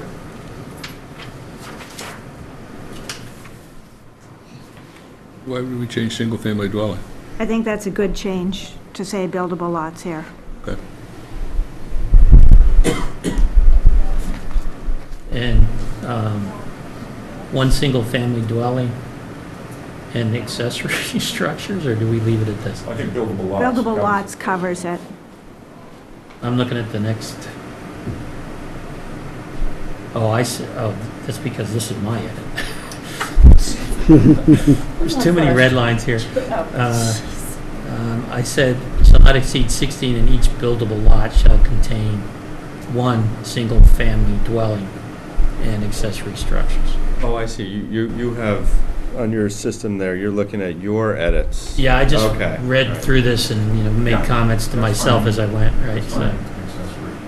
Well, that's accessory language. and accessory structures, right? Yeah. Are you going to provide us with a copy of your comments? I'm hoping you're writing this all down. No, I'm not getting all this. The total number of buildable lots on the site shall not exceed 16.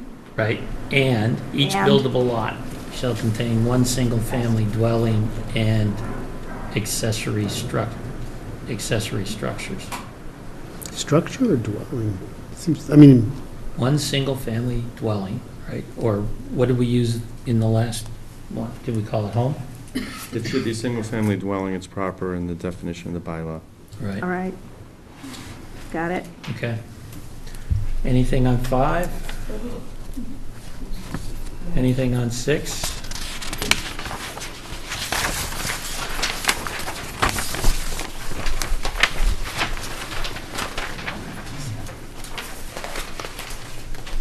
Is there, on the long-term best management practices, yada, yada, yada, is there a date for that? We going, what number are we on? What number? 6. 6. Yeah. I can go back and look for a date. I mean, I know they There's a have- document, right? There is a document they have provided, yes. Okay. If you want, I'll get a date. Yeah, can we say dated, whatever?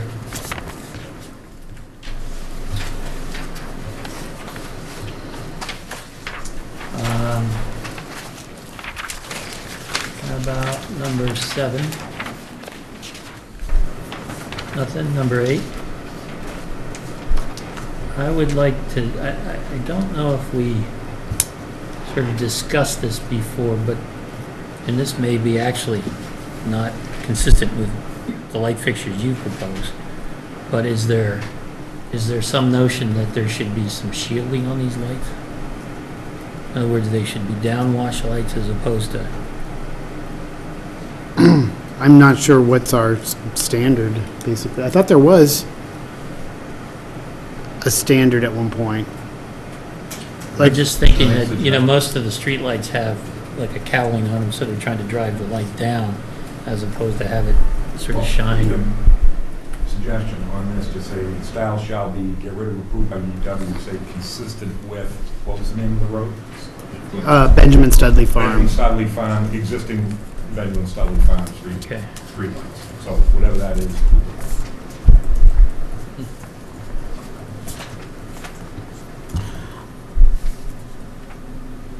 Doesn't seem right to be talking about Elm Street and Acorn lights. Well, I and- just I just recently used some language in a different town that said something to the effect of, If they're gonna be consistent with the ones that you've seen and you're happy with them, that's what. Yeah. Well, and I thought that there was, Karen, correct me if I'm wrong, but I talked to Laura when Benjamin Studley Farm lights went in, and I thought that she had told me that they met all of like the down lights and the shielding and all that, because we had discussed it. I think they did, but I mean, you understand that the town is in the process of changing a lot of lights themselves. I mean, in types of bulbs and that kind of stuff, so. Streetlights. Yeah. But so- these are the, well, if these are gonna be adopted by the town, then the town's gonna own the streetlights? Well, If the town yeah, takes all the I'm right- saying is I thought there was a spec or something that Laura was going by based on those fixtures. Because I remember that we had some conversations that they met all of these, whatever the standards were at the time. I'll look into it. Do you wanna put some language in here that we should confirm that or something?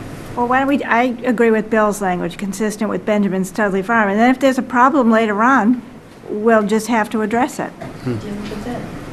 Well, I'm trying to avoid creating problems. I don't want people coming in saying, oh, the light's shining in my bedroom and all that kind of stuff, right? So, if it meets the standard, and I don't know if everybody's happy at Benjamin Studley Farm, so, if it meets the standard that, you know, there is some shielding, then I'm fine with it. But I just don't know.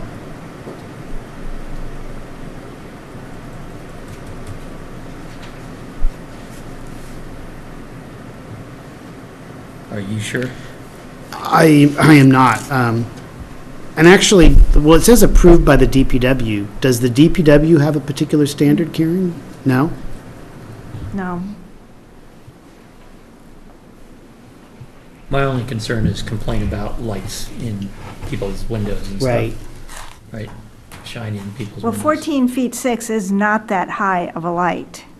Not that low of a light either. No, but it's not that high. I can check the standard.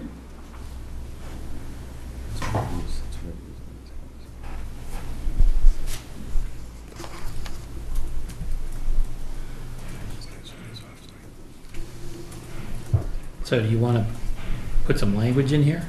Or are we going to wait for you to check that standard? Um, You know, it says here, light fixtures shall not, blah, blah, blah, and the style shall be approved by DPW. I think the necessary language is already there. No, but we've, We want it to be like Studley, Royal, or whatever, and, right, so we've Dear set the Common. style, the acceptable style. All I'm saying is that style sort of consistent with, you say it is, if it's consistent with sort of Well- managing, you know, Like I said, this was a couple of years ago, but I remember having the conversation with Laura about that particular fixture, and she had very detailed specs about lighting and like you said, shielding. I don't remember off the top of my head what those were or where that came from.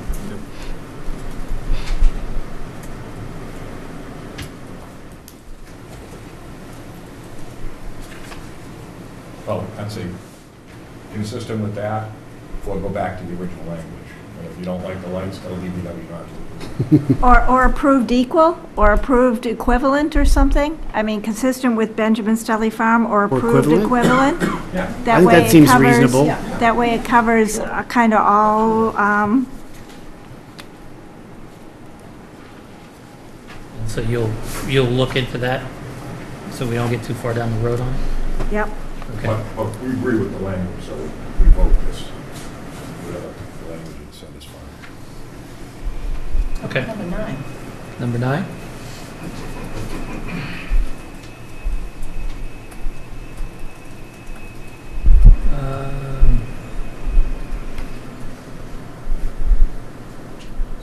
I'm assuming the drawing and/or whatever materials are being submitted to the town planner are for review and approval? Is that your intent? It's I one mean, we thing to can be say submitted. we can say for final approval. I mean, they do show concept and plan, they do show something on the landscape Okay. drawing, so we can say for final approval. Yeah, I just don't, if that's what you want to do when you get them, we should just articulate that here. For final approval. 10. Underground irrigation, is there any, we never talked about that. Is there any No. underground irrigation planned here? Are there wells or something? Oh.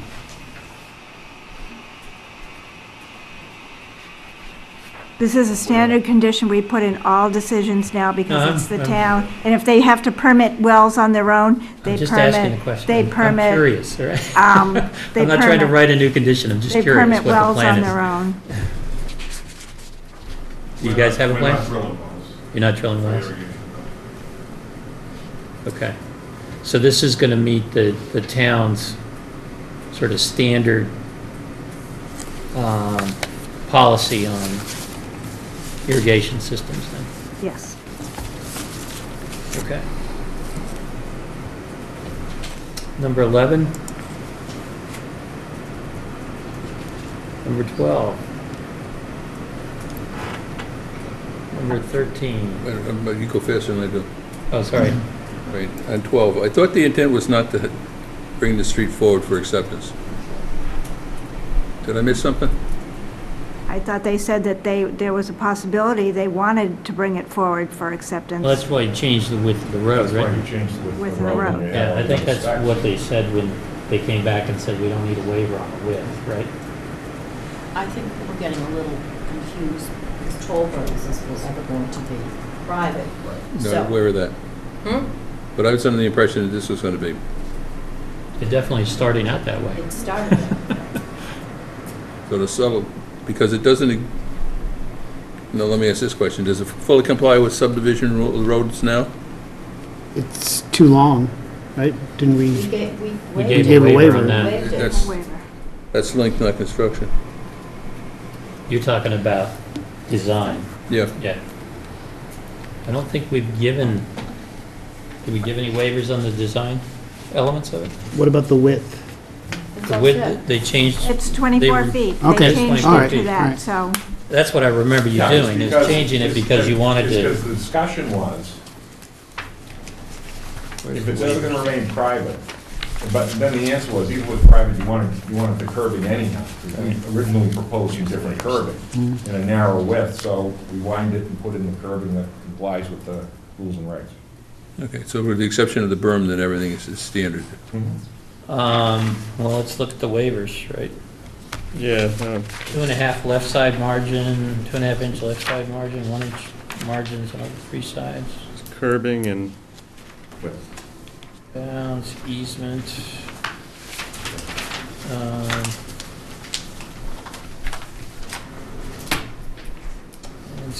Landscape. Roadway width is 24 feet.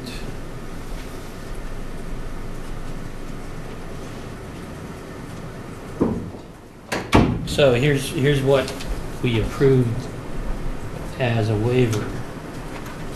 Proposed road cross-section is depicted in the detailed sheet of the flexible open space plans with a roadway width of 24 feet. A roadway width of 24 feet, Okay. a bituminous berm of 1 foot, a grass strip of 2.5 feet, a sidewalk of 5 feet, and grass area of 1/2 foot with pavement and gravel depths as shown on the detail. So if any of that doesn't match up, It doesn't match up exactly, but there was logical reasons for why this is a better cross-section. I'm going to Bill's question of whether it Right. meets the requirements for acceptance, right? Yep. It meets them in And a does- general Does manner. that, do those waivers change things? No, I think we're all set. Okay. What I'm taking away is that with the exception of the Cape Cod berm, it meets all subdivision standards. Yeah, the granite curbing is at the entrance and at the drainage areas, and then, right, and then Cape Cod berm everywhere else. So where they come in, they can sit there and say, the road, at the time the road was built, it met all subdivision standards with the exception of the curb. Does that cross-section meet the standards? The 1 foot No, berm, the 2.5 foot sidewalk, that kind of stuff? no. We changed the section just a little bit for a better cross-section to allow for a little bit of room on the outside for monumentation. And there's actually an error in the cross-section in the subdivision regs, so this is a better, what they're having here is a better cross-section in terms of the numbers. So it's not going to meet it exactly, but it's better. It's equivalent except for the curbing. Yeah, I can live with the language. Okay. That was 12, right? 13. 14.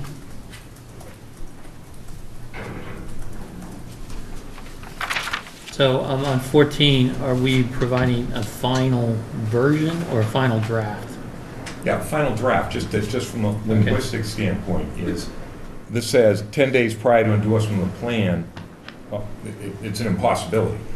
10 days prior to endorsement of the plan is the plan references the things in the homeowners association, so you can't do the homeowners association until the plan's already been endorsed, so you can't, it's a logistical possibility. But this is subject to town council's review anyway. Okay, so 14 should read a final draft of the Right. homeowners Right. association. Yep. Okay. Mhm. Gotcha, okay. Anything on A?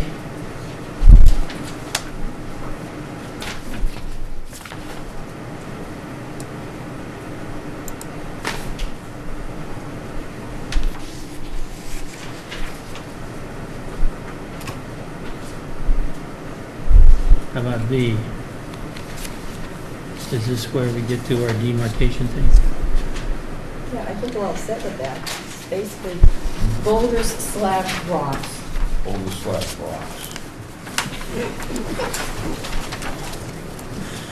Okay. Okay. How about C?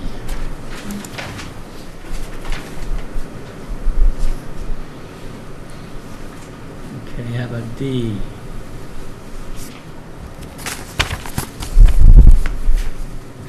Can we go back to C for a second?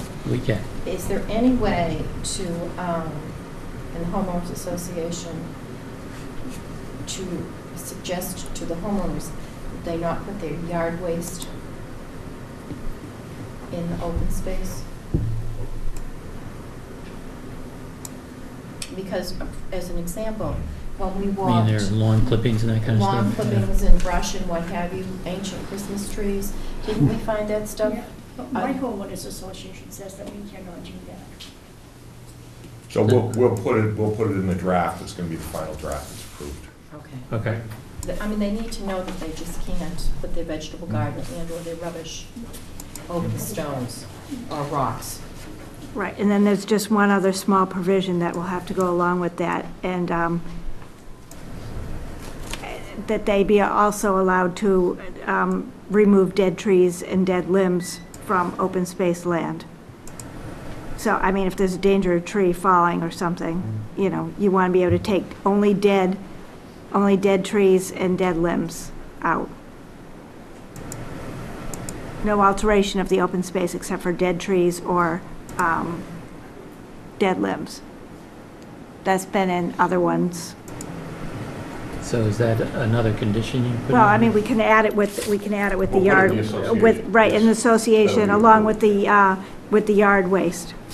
Okay, It so all do you- fits but here. do you want in the condition that the homeowners association shall establish a ban or limit on yard waste and, you know, minimize the impact on open space or something like that? Just so we make sure we have it? I think it could just go right in the homeowners association, In there. So when- in the actual document. From today, when would you think you'd see that? Well, we have a draft right now, but town council's reviewing it, and they've already made one round of changes that already, So but- this will be in the next week or two? Yes, hopefully, yes. Right. I'm worried if it's going to be a year from now and everybody forgets. No, How about D?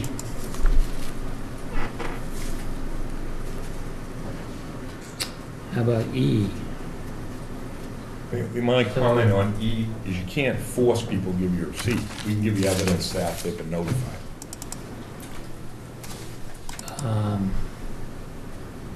What would that entail? What's the evidence that they've been notified?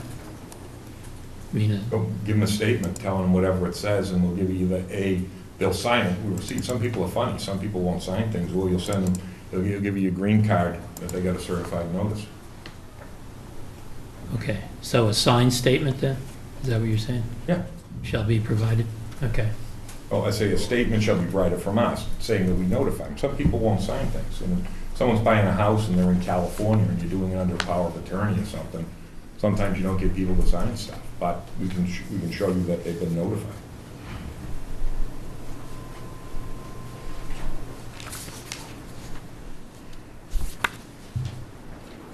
They can be well notified anyhow. The simple fact is, in any homeowners association, there's a capital contribution, so this isn't something where they won't know about it. They have a vested interest. yes. Yeah. Well, usually when you go to a closing, if you have to sign a document to close your house, you sign it, right? Huh? Including the notification that there's a homeowners association. No, because that's not a lender requirement.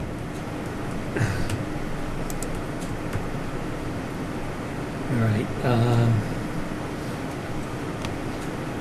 The last sentence there probably should say this is required prior to the issuance of an occupancy permit. 15.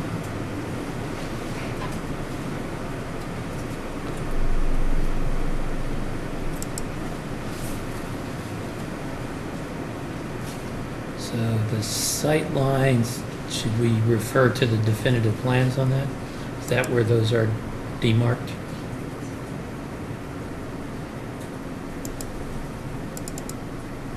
The sight lines that we're asking to have maintained, are they indicated on the plans? Yes, they are. There's a, So let's just say the sight lines on the definitive plans, as shown on the definitive plan, shall be maintained in perpetuity.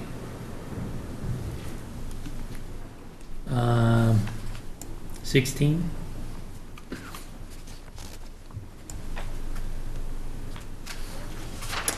So I just had a question on what the intent is here. Are you providing money to do the crosswalk, or are you planning to actually do the crosswalk? This number 16 we're talking Yeah. about? It's shown on the drawings. They're gonna do it when they build the sidewalk. Right. So you're gonna do it? You can do So- that. You said that a long time ago. Well, I didn't remember, and if that's, it says provided for, right? So, I'm just wondering, is there, I mean, we've looked at it, the DPW is fine with this? Or are they gonna have to review this, Karen? No, they've reviewed it, and this wording came from the traffic engineer. Okay. All right, so there's not another round anybody has to go through to build this thing then? When they go to build it? They're not gonna have to submit other things to the DPW on this? I don't 100% know that, but that's already covered in your other condition 2 up above, you know? I mean, whatever other approvals they need, they have to obtain. And it's covered in this decision. Okay. So that's 17. Just a subtlety, if I move my building, is it newly constructed? What? What? I said if I move the building, the old historic house, that's not newly constructed. Where are you talking, which item are you talking about, Bill? 17? 17, first sentence.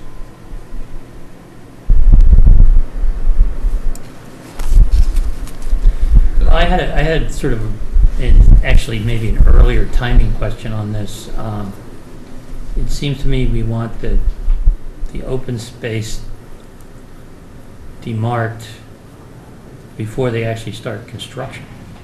But how do you get the site materials to demark it if you haven't begun construction? Because that's the whole thing we're talking about here, is you have to use. Well, this the says site. occupancy permit, this doesn't say construction. Yeah, but if we go back to the header, this is all required prior to endorsement of definitive plan. That's before number 11. So all these things, that's the timing of it. Okay, so we should take out the reference to first occupancy permit, right? No, but the point I'm getting at, if you want this demarked with stone walls on site, you can't do it. If it's prior to endorsement, you can't do it. So that's what I'm saying, is before you sell any houses, before you get an occupancy for any houses, you gotta make sure that it's clearly demarked at that point, because you can't have it both ways. You can't ask us to use materials on site and then tell us we can't use them. I think it should be prior to the first building permit, because they're gonna go in, they build the road, and they're gonna have some excavated. Oh, this is permanently demarcated. So when you go in to build the road, you're going to demarc temporarily the open space, right? That's what I was getting at, so that's okay with me. And Yes. if the building permit's the right thing, then that's fine. Yeah, that's fine. Sorry, I didn't read it carefully here. Boulder/rocks. Yep. So prior to the first building permit, we're taking out for Yeah. newly constructed dwelling? Yep. Okay. Can I ask you one thing, though? Jeff just pointed this out. The issuance, right? Yeah, no, but a building permit, one of the things, we have to move that existing house before you can grub out the road, so we're gonna have to get a building permit to move that house. 'Cause you're gonna have to put a foundation in to move this house onto, or you can't build the road, because the existing historic house is in the middle of the road. Right. So it should be for the newly constructed, for a newly constructed dwelling, because the first thing that's gonna happen is they're gonna pick up the house. Yeah, so it says prior to issuance of a building permit for a newly constructed dwelling, and then so we can pick up that house. Yeah. You get your and move foundation on to a permit. foundation. Yeah, Yes, that was the reason foundation. why that was done. Okay. So we'll add back in the newly constructed dwelling.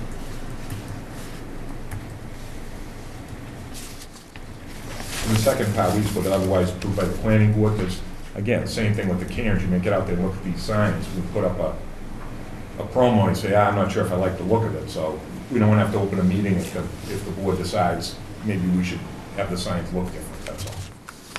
Why don't we make it just the planner? That's fine. Even better. I said, or, yeah. Yeah, I think we could, Yeah. we'll leave it up to the town planner to decide whether Okay. she needs to come back to the planning board on. We have Ian inspect the rocks and boulders? Yeah, I'll be right out there. Are there dimensions for I'll bring my your tape. triangular thing? We were gonna take a bunch of rocks from Egypt Beach. Then they'll arrest There's you. plenty. 18. I sort of expanded upon this, so I want to try this language out on you guys. Housing depictions shown on the plans are, and then I wrote in here, representative, but are intended to show the general orientation and grading of the house and lot in order to conform with the stormwater system design and minimize impacts to the neighboring houses and communities. So it's not a carte blanche that we're just putting a cartoon on a drawing. And this goes back to the issues we had Blanchard. with Blanchard, yeah. I'm sorry, I missed the language. So I understand. what the housing concept depictions is. on the plan Yeah. are representative, but are intended to show the general orientation and grading of the house and lot in order to conform with the stormwater system design, right? And minimize impacts to the neighboring houses. Well, it could just say neighboring houses. I don't know if that's true or not true. I know it's designed to deal with the stormwater. Well, that was the issue we got into, is that when we approved Blanchard Farms, all of the garages were facing a particular way, and then somebody swung the garage around, and suddenly they were driving cars into the next house almost, right? I mean, in terms of the light coming from them. But that was actually affecting the neighbors, not the other houses in the division, or in the subdivision. Right. It was the- Neighboring houses, it says. Doesn't mean the new houses, it could be the old houses too. Right? I don't want to be in this position where we're trying to define what we have to do after Okay, the what's fact. the follow-up language after that? I would say it says something like any material deviation from the plan shall require notification of the town planner and shall be addressed prior to the issuance of any building permit. Oh, it's the orientation of the house, right?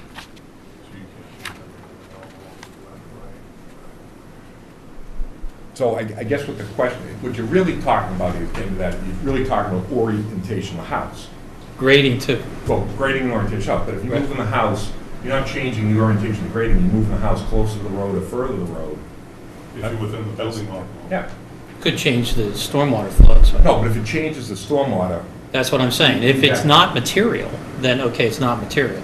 But if it changes the stormwater flows, and therefore we need to reevaluate the stormwater design, then that has to happen, right? Or at least confirm that the stormwater system, as now expected to perform, still meets all of the same, criteria, which is what we ended up with at Blanchard Farms. so let's just go through the language. Notify. Right. So as long as the materiality is tied into, it I'm changes the saying any stormwater. material, this says substantial, I would say material deviation from the plans shall require notification of the town planner and shall be addressed prior to the issuance of the building permit.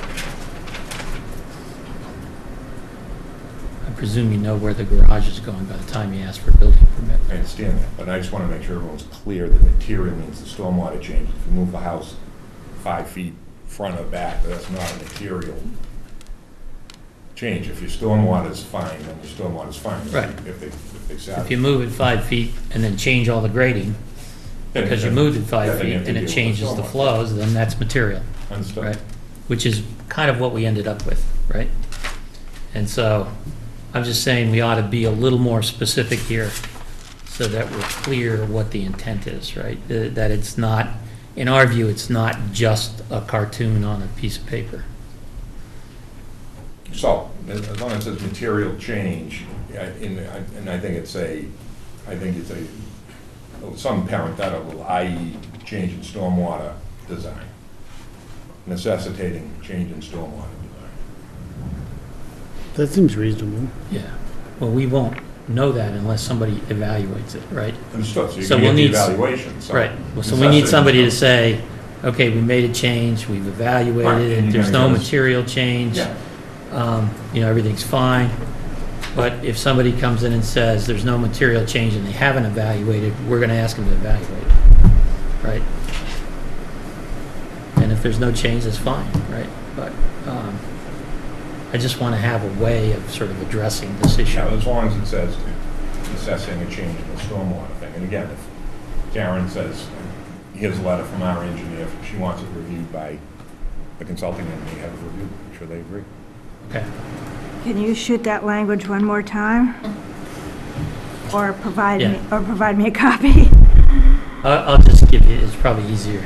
It's probably Be easier. harder to write Yeah, it it's, down. I mean, I can't Okay. write that as fast as you're reading.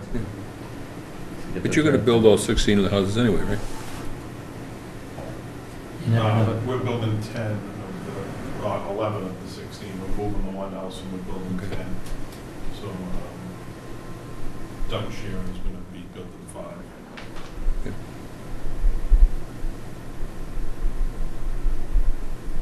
Yeah, we also don't want to be in a position where we're trying to grab 3 different parties by the neck on this one. Understood. Right. So that's what I would suggest here. How do you guys feel about it? I think that makes sense. Okay, how about 19? So we got the parenthetical that Bill was talking about on 18 though, right? Okay, I just want to make sure, because I don't have the language. Parenthetical? Well, necessitating change in the stormwater design. I think it makes sense for you to type it in and then read it out to us. Okay. I thought I just did that. Huh. It's already typed, I Oh, typed it wait, in. with the parenthetical, okay. So long as, I didn't get, I didn't follow your notation on parenthetical, though. that's Yeah, well, what I the meant, point. yeah. The point is when it says material change, parenthetically, i.e. necessitating change in stormwater design. So this says any material. Would you rather it say change as opposed to deviation? That deviation is fine. So this says any material deviation from the plans, I.e. i.e. necessitating. Which would- Deviation necessitating. which would necessitate? Change to the stormwater design.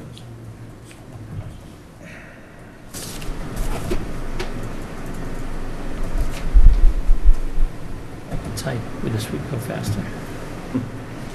Okay, so now it says any material deviation from the plans, i.e., in parens, i.e. necessitating changes to the storm, change to the stormwater design shall require notification of the town planner and shall be addressed prior to the issuance of building permit.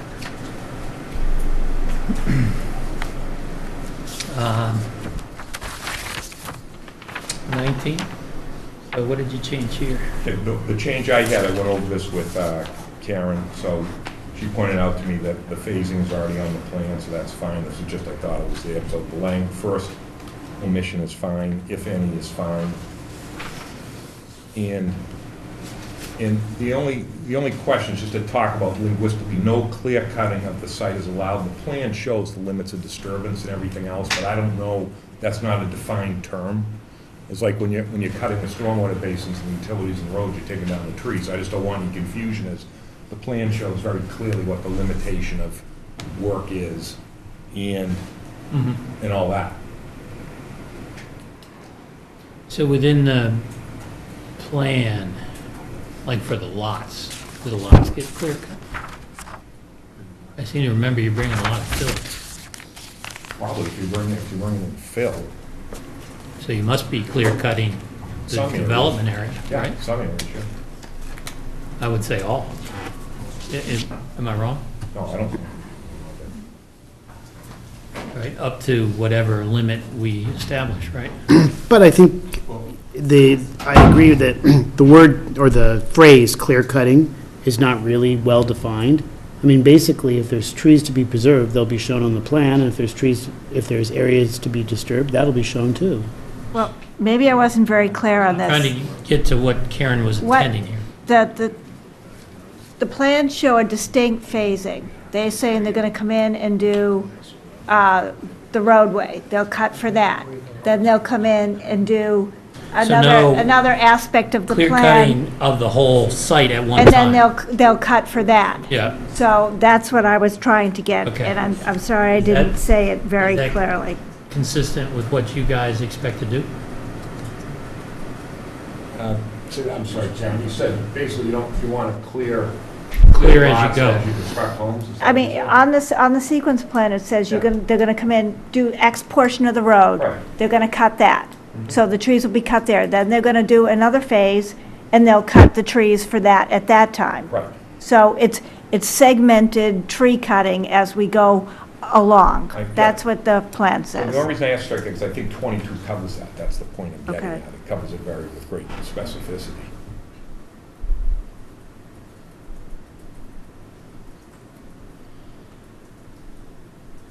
Well, it doesn't talk about phasing of clearing of the land, though. Yeah, but our plans already show that, right?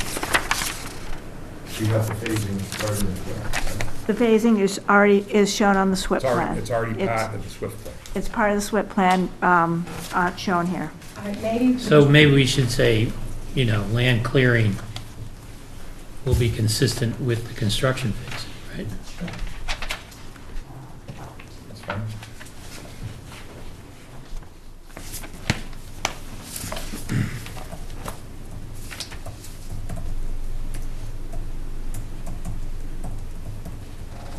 Well, it'll be done in accordance with, I guess.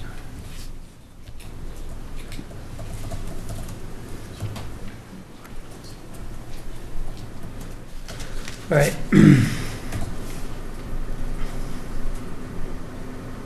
Done there? On to 20? Copies of the NPDES permit and stormwater pollution plan. So you struck stormwater pollution. I talked to Karen, that's fine. She pointed out to me what her rationale was. Yep. And is that and again, my own edification is that the name of the plan and conservation? Is that part of the name of the I plan? think that and conservation should come out. Yes, and conservation was out, And the rest of that's conservation fine. should come out. Yeah. The SWPPP is the SWIP plan, right? Right. Yeah, okay. Anything else there? Anything on 21? How about 22? That was the discussion. What the proposal was, what this says, is that what our suggestion was, is that before any construction begins on any individual lot, the snow fencing and all that, as it pertains to that lot, is there. What this is written is that prior to any construction, that it would be for the entire subdivision. But what my question is the logistics of building the basins and the drainage and all this stuff. You can't try. I'm not following your question.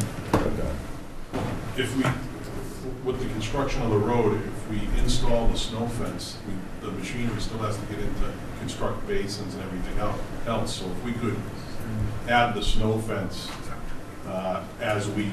if that work's completed, we could add the snow fence all the way around the perimeter. Or we could do the snow fence on a lot-to-lot basis. So the snow fence in as that lot's cleared.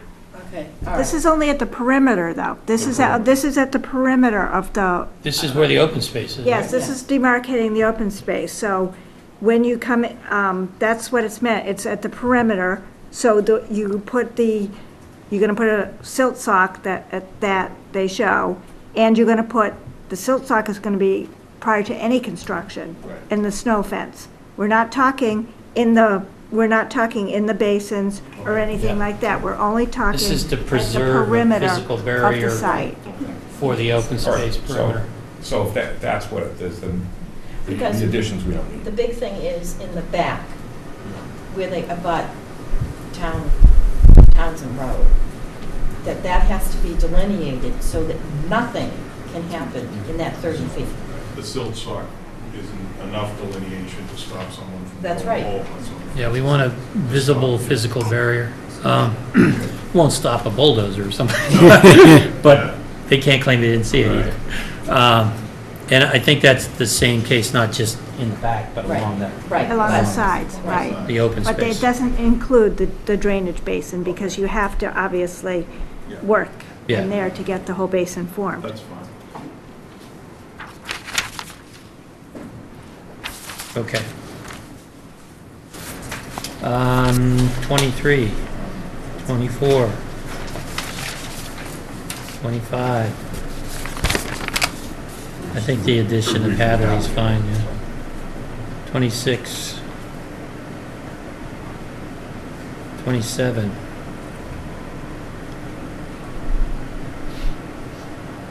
Okay, so what happened here?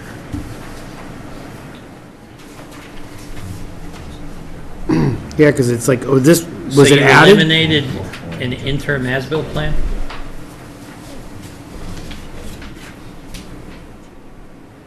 I had included interim as-built Yep. so that you know that the roadway and Everything got built drainage the way it basins should. are constructed in the right location prior to release of the Lots. lots for building permits, so that there's Mhm. no problem down the road. Right. And what are you, Bill, suggesting as a change?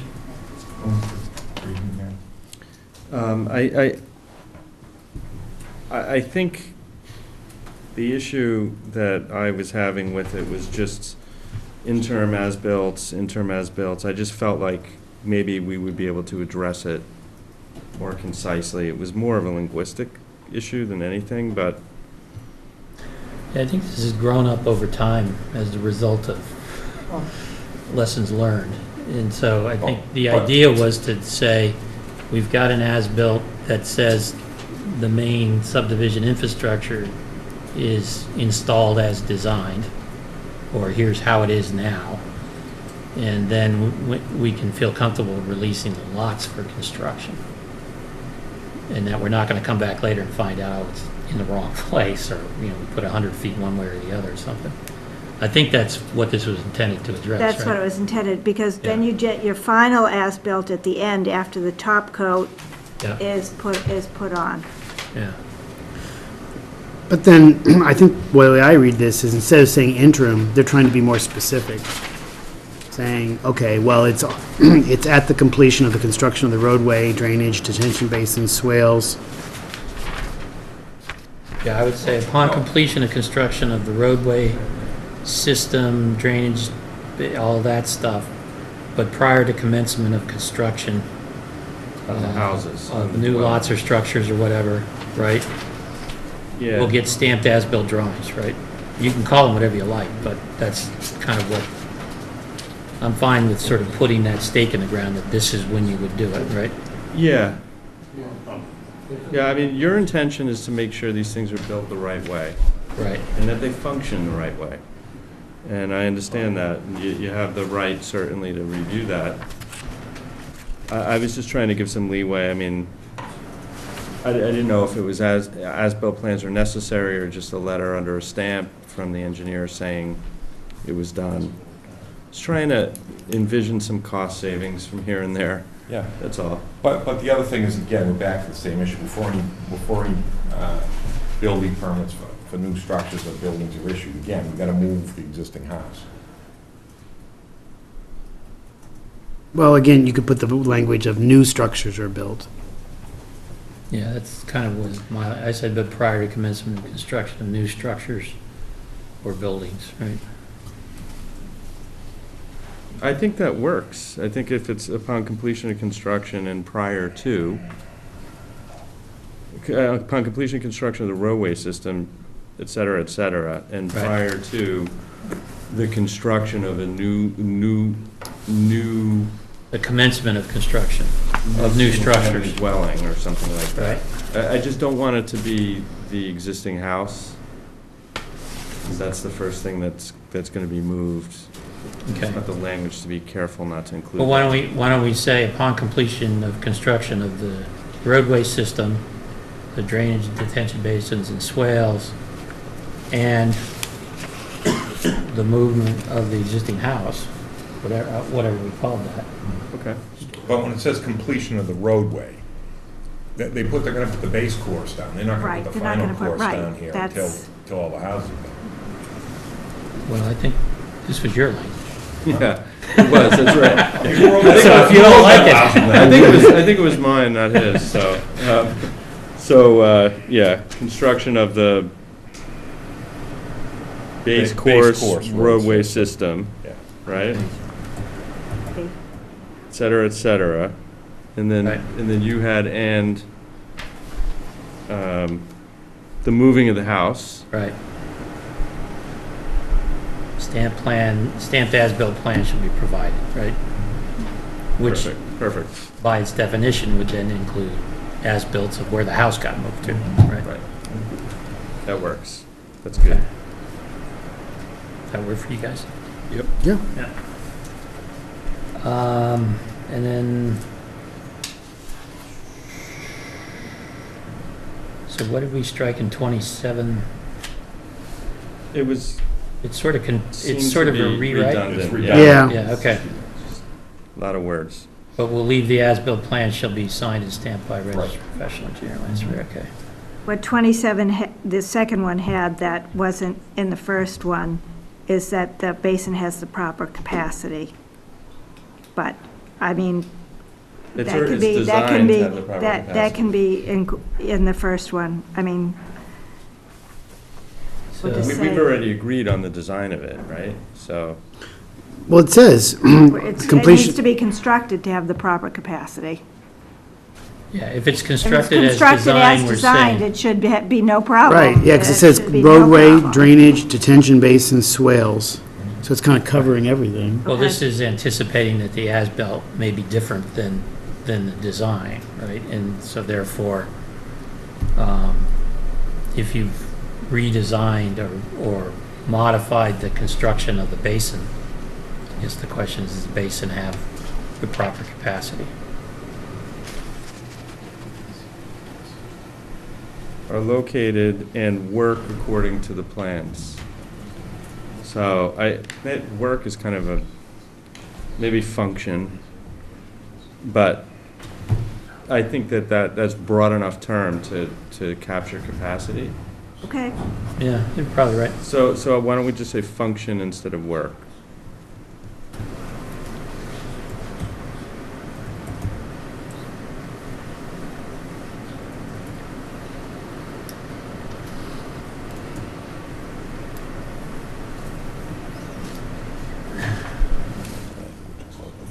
Okay. Yeah, that's, Moving on actually- to the sort of major header. We changed it, required prior to issuance of, If you go from just an occupancy permit, the only reason I say is like, for instance, we already have now the silt sock in the snow fences, right? And with the silt sock and snow fences up, and again, we're back to the same issue. If you want us to use the stone on the site to build the cairns, you gotta let us do that. But if the snow fence and the silt sock's already up around the whole perimeter correcting this, then what I'm saying is before the first house is sold, you'll get those installed. that seems right, doesn't it? Yeah. I mean, it seems like the building permit might be a little premature there, because you're gonna move a lot of earth, right? And it will still have the silt sock and the storm fence, or the snow fence there, right? That won't ever move right. until we put the permanent markings in.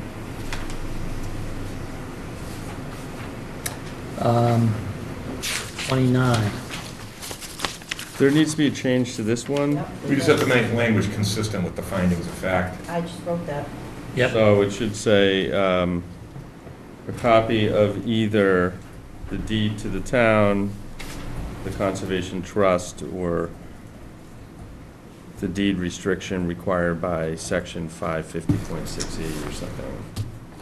So let me ask you what happens. That's number 13 on the language for number Right. 13 on findings of fact.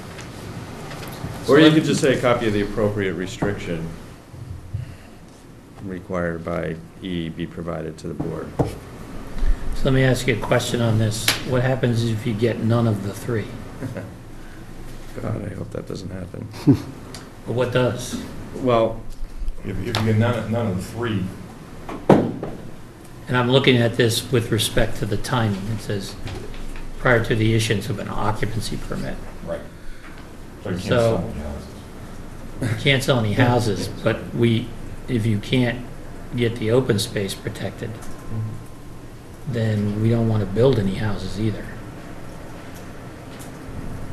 So what I'm saying is, this ought to be moved up in the chain so that we get this done, right? Yeah. Sooner rather than later. Yeah. Oh, no, that's the intention. Obviously, there's a self-vested interest in doing that. But you know what the time frame. Well, you know what the time frame is if you have the state review restriction, right? Well, that's what I'm worried about. you know, every, That's why I said occupancy. They don't always sign them either, right? So, No, I understand. yeah. every flexible open space project that's come before this board, not, I don't know, I can't say every, actually. The ones that I've been involved in, it's been handled by a restriction within the homeowners association agreement that requires the preservation of the open space in perpetuity.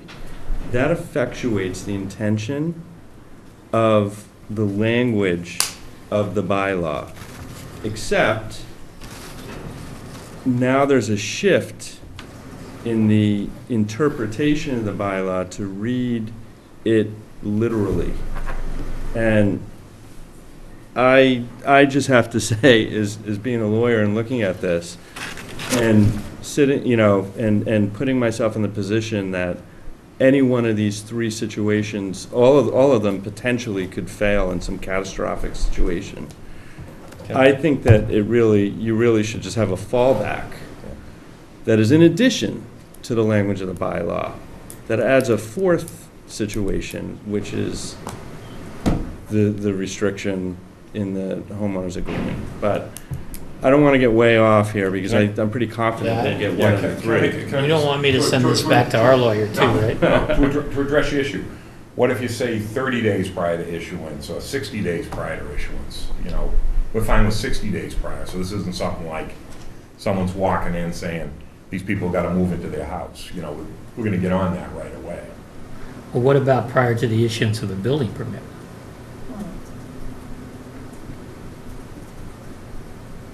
Well, that was the original language that Karen had, right? Right, which I thought was fine, which sort of brought this up in my mind.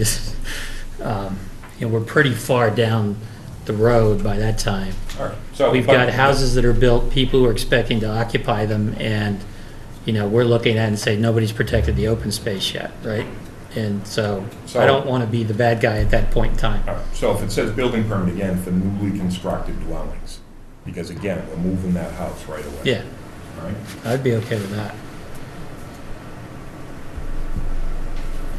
So it says a copy of the appropriate restriction shall be provided to the planning board prior to the issuance of a building permit for newly constructed dwellings on any lot, correct? I think you would say the applicable restriction required by section 550.5C of the zoning bylaws. That does it.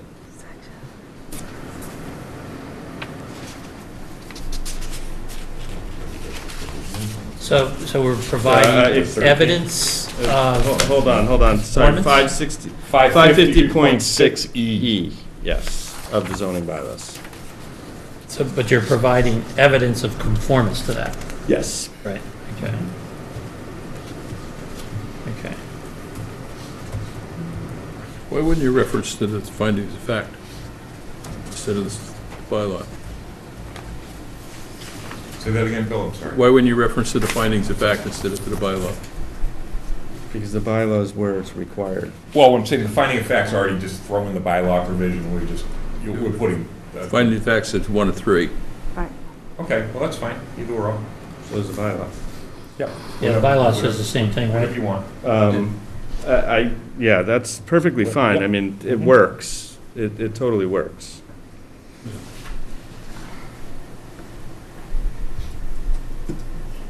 So why don't you reference the bylaw? Feel generous tonight. All right. So it says, so shall it be written. Okay, 30. That's kind of, we got back, we're addressing that in the other one. So again, the same material language.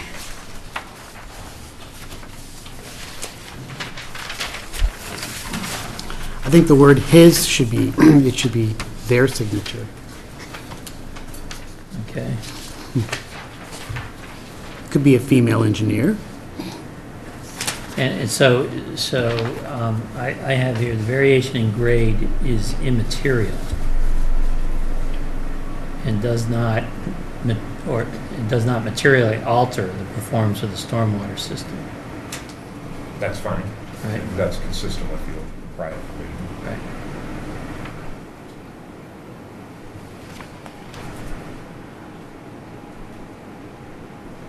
Okay. So what do you want it to say? It says, if you go along there, it says that in any variation in grade is immaterial and does not materially alter the performance of the stormwater management system as the system's, approved by the, I guess, in accordance with the definitive Does not plans. does not material alter the performance of the Stormwater stormwater. management system.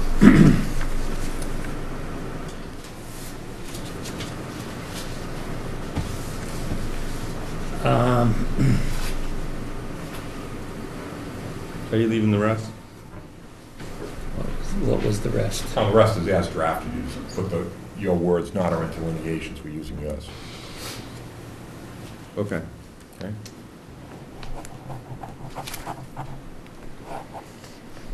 Okay. Anything on 31, 32, 33? I spoke with Karen on these issues, and Yeah. the long and short of it was, I always think if you have the things, you incorporate them by reference, but we will accede to the language as written here. Karen gave me her Okay. explanation, I thought was good. Okay, so 33 and 35 will stay as written. Okay. Well, that didn't take us more than an hour. Yeah,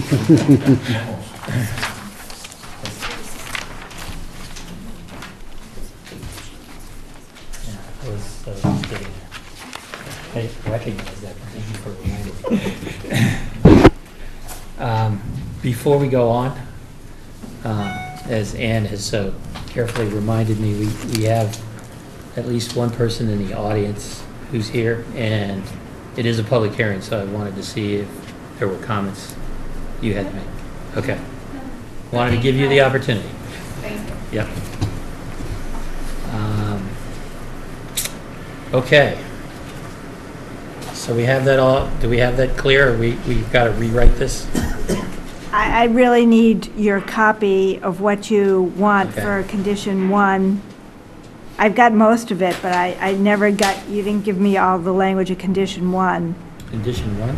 I have it, because you're trying to, number one, you're trying to So I, define definitive plan as a, so we Yeah, can I'm use it just saying, throughout. all of this is the definitive plan. And then I think you wanted a change to, I think maybe in one of the others, developer, like a global change to Yeah. applicant and Yeah. successors and assigns. Right. So after the last date on the plan on 1, it says parentheses here and after definitive plan. Yep, Yeah, I got it.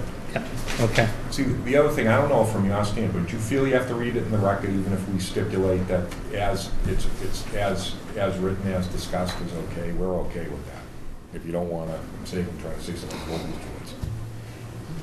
Well, the difficulty with reading into the record right now is that we don't have a clean version to sort of read into the record. Well, you probably got the cleanest, Yeah. right? No, but mine's got all kinds of, scratches and stuff on it too. Is that an emoji? No, but we wanna get it Yeah. voted. There's a smiley face and then a sad face. Yeah. This is a good way of doing it. Doctor. So I think we're gonna need kind of a clean version for this, is kind of the way I'm looking at it, unless you think you have one that's marked up well enough. I don't think I have one that's marked up well enough, but I'm willing to say that if you are going to desire to vote it tonight, then I think you could kind of just say as discussed herein, and I would propose that we get without any material changes to what was discussed, and I can get the language incorporated in one document, send it out to everybody, and as long as everybody agrees that there's no material changes to the wording, then that would be acceptable. It would stand. That's really proofreading. It's really proofreading Yeah. and just, I might not have got Right. everything, but Jeff did get that wording and that, so, Okay, so, but if we approved it tonight, Yes. the question is, it stands as we've discussed and approved it, right? So if there's a disagreement in the language. no material changes. No, I get that. Okay. But if Right. there's, I've worked with No, lawyers long enough to know that right, we could argue about language all day long, right? So Yep. at the end of the day, it's going to be kind of what we write is what we're approving. But we Right. just, literally, everything that just came out of everyone's mouth, and we have a taped thing here, we're in agreement with everything. So there isn't any wiggle room. If there's a question about what was said, it's on Right. tape. Well, and if Yeah, I'm but not the mistaken, written haven't, decision is going to be the written decision, right? Right. So Right. I want that to be the definitive thing. So, Understood. Yeah. But what I'm saying is if there's a question on a word, it's a very easy thing to Okay. right. scroll and look, that's all. Well, and I want to say, as a backup plan, there have been situations, I think, where we've amended the vote based on some, I've been involved in one of them. Yep. yeah. I was just thinking about your sort of legal clock and when things start ticking, right? We appreciate that.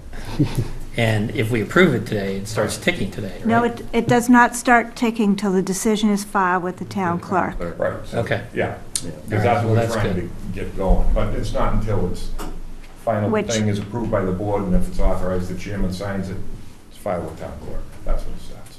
No, I mean, we have the paperwork tonight to have the board sign the last page of the decision, and, so we have that, but we could get the stuff in and circulate it before it's filed with the town clerk, to make sure Okay. everybody's in agreement. Right. Because if it's not, we'll have to come back, right? If we can't agree that we heard the same thing. I just don't want to go down this road and then You will not have a mess. difficulty. Promise? Okay. Here at your pleasure. There you go. Could I just bring up one thing before we move on Yeah. from this? I just, going through the conditions earlier, when I brought up about the landscaping and seed mix, that was kind of like punted to the conditions section, so I was just curious if that should be Oh, an you should addition. mention that. I didn't, nothing rang a bell here, so I'm gonna put my double wide in there too. probably. So at the very end. So where should we address this? 36, just do the new one. So, Well, that would be under administration, but we want it before that, right? right. So let's do like a 16A or something, How about whatever it is. required during construction? How about required prior to endorsement of the definitive plan? Right? Yeah, okay. So And we'll make it 19A. a 19A, right? Right. And what do you want it to Just say? say landscape plan sheet, or front sheets of definitive plan shall include seed mixes. Specifications, right? Seed mix specifications for The Lawn and, detention what basins. was the other open area? space field and the lawns, You called it something else before, but right? Was Soil it- absorptions. the soil absorption area or The whatever, soil yeah. absorption area. Seed. So are we saying open space field or soil absorbent? No. you don't Well, want- open not- space not is the- different, Yeah, right? Yeah, that was my bad. This is Yeah. really the Soil common septic absorbent. system Soil field, right? Right. Mhm. Parcel. Got it. Okay. Is that everything? Does he Yeah, think that gets it? and I guess if Paul said they are gonna add additional plantings for some of the stormwater basins, then And that should be shown too. additional plantings on the stormwater basins, okay. Do we want the town planner to review those? Yes. All of which shall be reviewed and approved by the town planner. Does this also include in the back open space up against Townsend? You could agree to one set of trees. There's, yep, nine white pines back there. All right. Did we not think that we needed more, or will that be sufficient? You never came to a, We never came to. you never came to a conclusion on that. So what's shown on the drawing? The 9? 9, Are they on the drawing now, or do they yes, need to they're be on, added? they're on the Okay. drawing. 10? 9 or 10 Yeah, we have the white plan right pines, here. but they're either 5 to 6, I think they're 5 to 6 feet high. They're 5 or 6 or 7, or 6 to Okay. 7, I don't Yeah. remember. They're in 6 their to 7. 6 PS, to 7 feet high. whatever PS stands for. Ben, do you think that that's sufficient in that 30 feet buffer? 1 every 3 feet. Is that, oh no, is that a 30-foot wide buffer, is that what you're That's a talking about? 30-foot wide, but What's the length? What's the spacing on them? They look I mean, it's hard to tell, but they look relatively close together, don't they? they're probably spaced about 15 feet on center, which is industry standard for a white pine. Because they'll grow. Right. They'll grow into each other. I mean, if you think it's not enough, then I might suggest up to X number be located in the field. I mean, maybe if you don't think it's enough, you could say that you know, provided an additional 5 white pines to be located in the field in basically empty spaces. You know what I'm saying? I don't know how you. Five's fine. 5 extra if we need them. Oh, we'll need them. Yeah. Thank you. At the direction of the town planner? Absolutely. Yep. All right.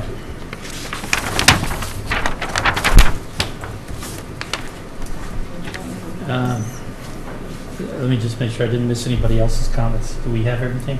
No, we got my house, the relocation of the house, we got it. Good. And I'm not sure how it's gonna be preserved or rehabbed.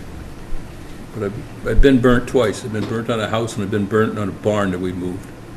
And I wanna make sure that I don't get burnt on this one. Where do we address the rehab in the conditions? We don't. Can we? Sure. Well, we know what the outside looks like. Are we trying to impact what goes on inside the house? No, we want the exterior to maintain its current sort of historical characteristic, right? No, they're putting dormers on that's already been shown to the other, with the other people. Yeah, it's a historic thing, but they're putting dormers on the second floor and he's having an addition. to In one end. accordance with what the historical commissions Right. asked for? Right, it's because, Okay, well, that's fine. because part of it's the kitchen isn't historical, that's being removed. Okay, So the main house. but this has all been defined by the historical commission, Consistent with Oh, what's you been filed it. presented too. Yeah. Yeah. and they bought off on the I plan. think, yes. Okay. So this is really about a question of whether it actually gets done. Yep. Yeah. Well, the So where do we historical put that? commission will be all over you if you don't do it. Well, Bill will be all over you if you don't do it. What, I was gonna say, what did we I'm do gonna strike for, out, I'm gonna go best 2-0. what did we do for Benjamin Studley? Because that was also a house that was historic, that they renovated, or That they left. wasn't part of, that wasn't part of the public, that wasn't part of a public benefit. What we did was For for that. Oh, okay. 50 Country Way, right? That We, was exempt. That was different, that- yeah. Right, well, that it's was not different in different. that we required them to rebuild it sort of historically at this point, right? And so the question is, Bill, should we include a condition that requires the restoration? I think so. So where would we do that? I guess I haven't seen the presentation that you made to Historic. All we have is a letter from Historic. Oh, you have the plans that you file with them, and show them the orientation, the addition, and all that, right? John, why don't you just describe what it is that you're doing? Basically, when we met the Historic Commission, we were told that, like Bill had said, the main box of the house is going to be located on the new foundation. We're adding a two-car garage to the side of the house. We're adding dormers across the second floor. So the first floor elevation will be the same. The roof line across the front will have dormers added in it. And we will add a two-car garage. They had showed us an example of, and I don't know exactly which project it was, but they had a house that had been renovated, and they showed how it had been improved. And the house they showed us, we're gonna do a very similar reconstruction. So in other words, we're adding dormers on the second floor, we may add a shed dormer off the back part of the second floor. This house has to be a saleable house, so we fully intend on, keeping it, similar to what it is, but And it's we shown have to to make make so could some we- improvements. Yeah, it's shown as oriented on the actual Well, plan. yeah. Could we suggest sort of an additional condition that says prior to issuance of any occupancy permit, applicant shall have completed the relocation and renovation / reconstruction of the existing home in accordance with the requirements of the historical commission? Could do that. The other thing, I think that would work. I mean, that ties it in with Historical. If they buy into it, then that's fine. Yeah. But the other thing I'd take is see if you could agree to find a spot where you could put a placard to show what the house was, looked like when it was original. I believe they wanted that. They wanted We've a done that- we've plaque done that in a on the couple house. places, We and agreed to it, yes. That's worked out well. So can you So- read that condition? I made it 30A. 30A. Videotape. Prior Okay. to issuance of any occupancy permit, applicant shall have completed the relocation and reconstruction of the existing home? Dwelling? When you say Existing. occupancy for the existing home is what you mean, right? No. You're going to move that first, You aren't do you? that first? I thought that's what you Oh, said you okay, did. okay. Yeah. I mean, We've been moving it first all night long. No, I understand. In accordance with requirements of the Historical Commission, including I know what you mean. It's- including the installation of a historic plaque, Placard? That's what he's saying. placard. Well, But it also seems to me to just say, if you just reference the Historical Commission, then they can, the requirements of the Historical Commission, right? And if they have a requirement for a placard, Yeah. that'll be But part if of it. they don't, then Bill has a requirement for a placard, so I want to get it in here. Okay. Yeah. Don's just saying, before occupancy permit of this house, when he says you're not gonna be able to sell this house until you get another couple of houses up around it, you gotta start the neighborhood. So if it So says we're before gonna issuance of move occupancy it. permit for this house, we're gonna move it, put it on the foundation, do something. But set it before you can aside sell for- this. But thing, you're not you going to know. restore it before you start building other houses? no, the intention is that's gonna be, when we build other houses, we plan on building at least 3 or 4 homes at once. So the reconstruction of that home will be in the same time as we're building the house. So we're not gonna solely just go in and work on that one house. Okay. We would like to start construction on other homes too. Okay, so can we say prior to the issuance of the 5th building occupancy permit? Sure. All Yes, right. fine. That way, it's in the first wave. Yeah, that's right. All right. We'd like to get at least 4 or 5 off the sold. But since it's a historical Does that house, work for you? we have to waive the times of construction, because in the good old days, they used to work till midnight, right? That work? It works. Okay. So prior to issuance of the fifth occupancy permit, the applicant shall have relocated the existing dwelling in accordance with the requirements of the Historical Commission. Well, I had a little more than that. Okay, Shall have completed the relocation and the reconstruction of the existing dwelling in accordance with the requirements of the Historical Commission, including the installation of a historic placard. all right, so you'll need to send me that language, please. Yeah, and I want to make sure that it's the presentation that you gave to them, PLACARD. rather than what they currently, if they had a change of heart. I don't want to have, so it should be, go back to the sketch or whatever that you've got initially. I didn't hear that, I'm sorry. I want to put Let's it, make sure it's consistent with. I want to put it, I want to make it consistent with the presentation as to rather what could be a change of heart and design from the Historical Commission. The language you had sounded, So you think the Historical Commission might change their mind? I hope not. Why would they? So if we leave them as the arbiter of what needs to be done, is that good enough, or do we need to No, add something? that'll work. Yeah. Okay, Are you ready, please? I'm ready. All right, I think I'm ready. okay. Let me make sure. We get everything else? I Okay. can't think of anything. All right. Based on the findings of fact, I move to approve the flexible open space development special permit for Curtis Estates at 90 Ann Vinyl Road as amended. And what, as discussed? As discussed, It's amended during our, huh? And amended. As discussed. Do we have a second? I second that. Any discussion? All those in favor? You guys good? Guys good? Oh. Oh. We're ready to pull the trigger.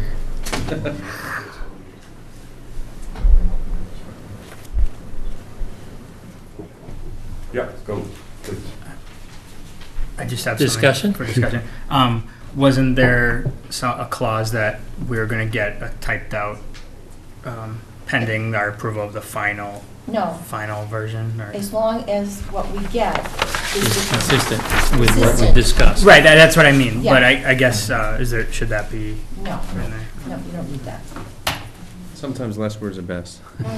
Keep it simple. Oh my gosh, coming from a lawyer? But you will get, Okay, it's been moved and seconded. All those in favor? Aye. Aye. All those opposed? Unanimous? Hey, Is that it? No, and we Nope, have to there's do one the more. certificate of action. Certificate of action. Holy moly. Very little one, yeah. Yeah?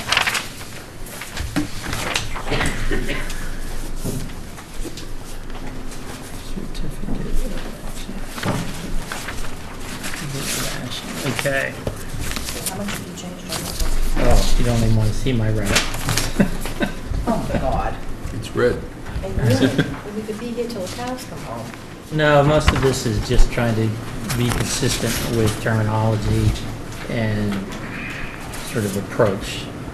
So I think we can go through this pretty quickly. But let's do it.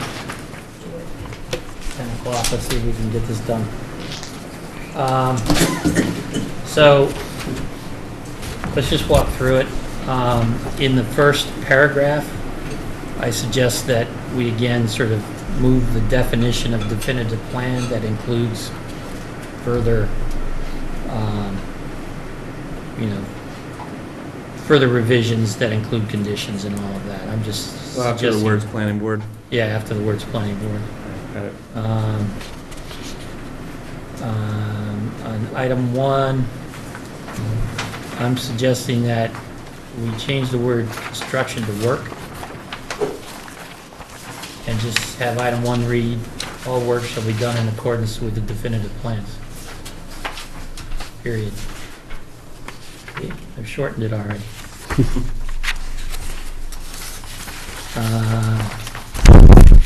Okay, and explain that.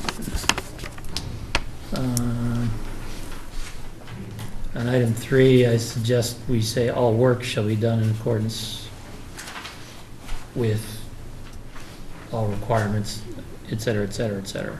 Mhm. Anybody jump in if you've got something. 4, That's consistent with, we use the word buildable lots. on 4? I mean, in the other. Oh, because decisions. yeah, I don't have your comments sitting here. It's right here. So we propose striking single-family dwelling units.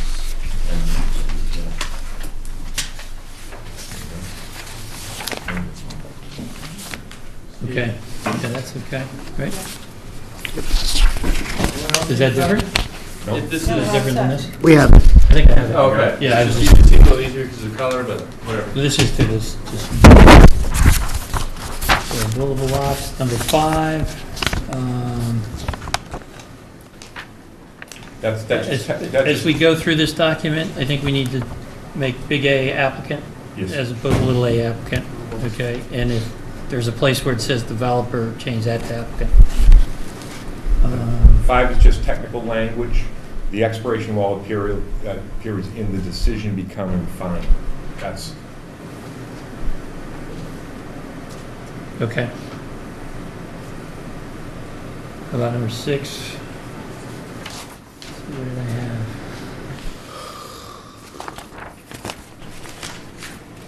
Number 6 is probably okay. Number 7.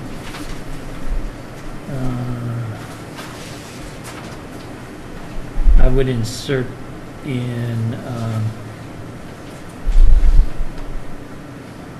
I think number 7 should read, the applicant shall construct, not agree to construct, right?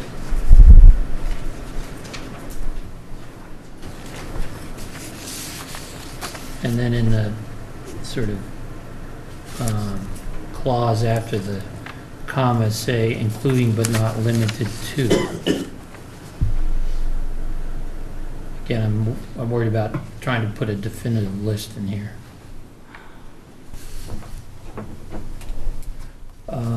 Item 8. Just a question on 8. The way this reads, the exception of the water service means that from day one, the town is responsible for the water service? Is that right? yeah, the town won't install water unless you give an easement. Right.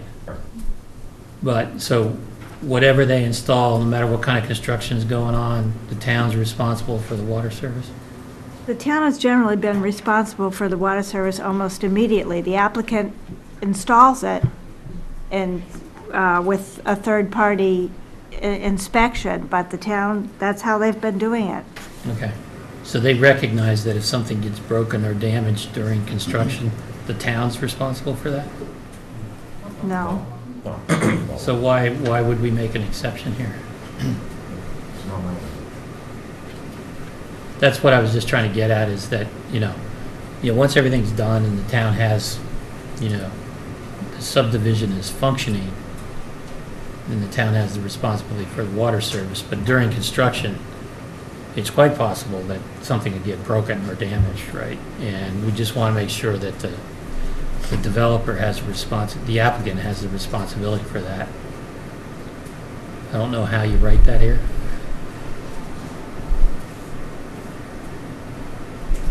Maybe Well, once you do during one construction. parenthetically, where it says with exception of water service, but then inside the parenthetical to say, except if damaged during. Prior to issuance of occupancy permits or something like that. Okay, that's fine. Except if damaged prior to Right. occupancy permits? Or prior to road acceptance? Well, I'm assuming it's, water service goes all the way to the house, right? So I would say occupancy permit.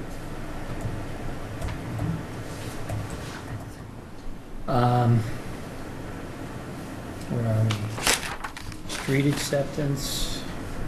Are you okay with the street acceptance stuff, Bill? Yep. Okay.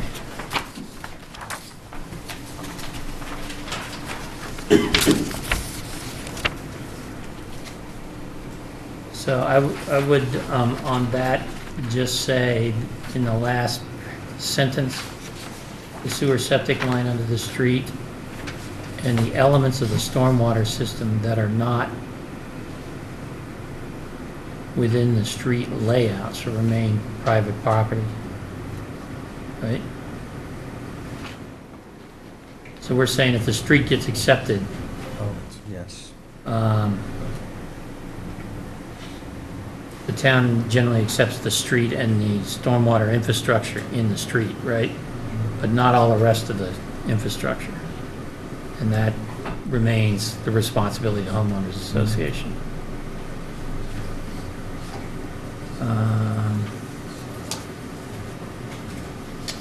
Let's see, number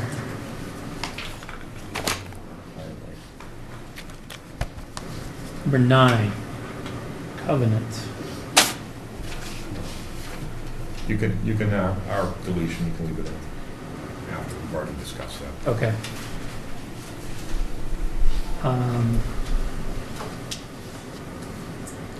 So number 9 is the sort of the statutory covenant, Right. and number 10 is the supplemental covenant. Yeah, my bad there, I missed that. So we should just be, consistent with that. Yeah. 11, anything on 11?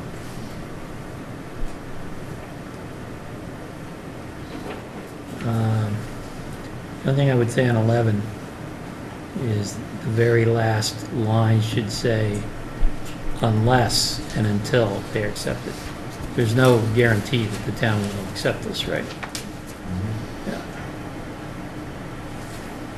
12. Anything on 12?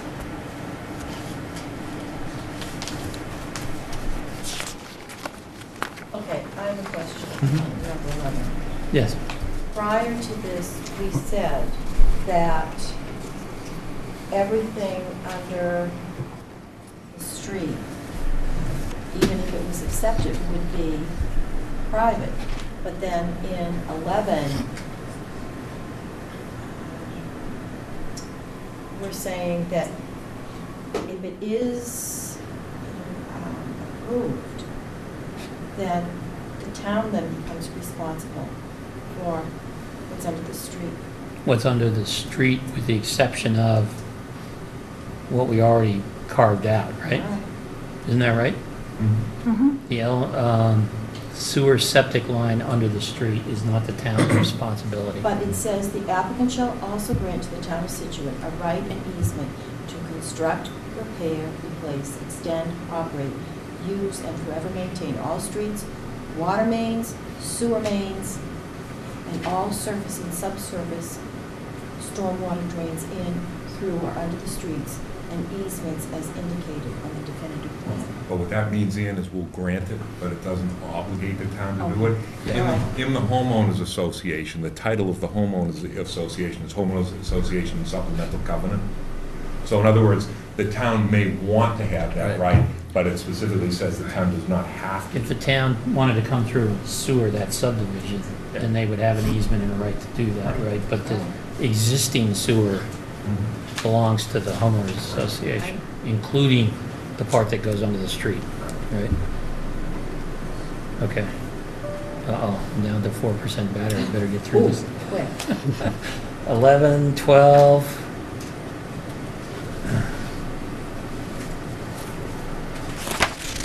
I'm just looking at 12. It says as a condition of subdivision approval. I'm just wondering if we haven't already addressed that in the condition. And it's not a, I guess it's not a big issue to restate it here.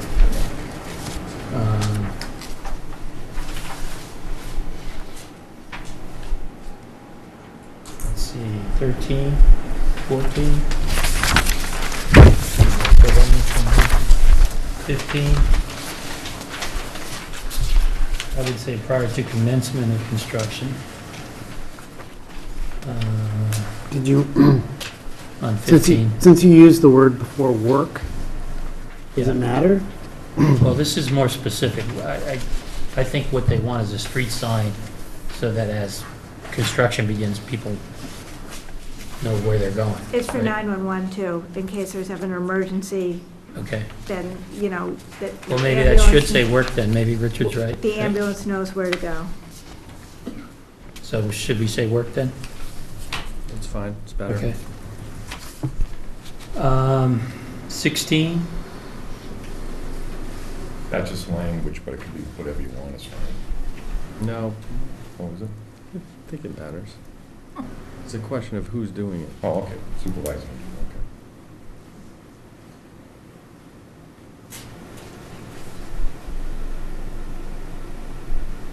okay. okay. That's okay. 17. And. Well, we want a third-party inspector, where, I mean, the town hires an inspector to do all the inspections I lost it. required under the subdivision control law. Well, I just figured it could be a second party or a fourth party, and inspector.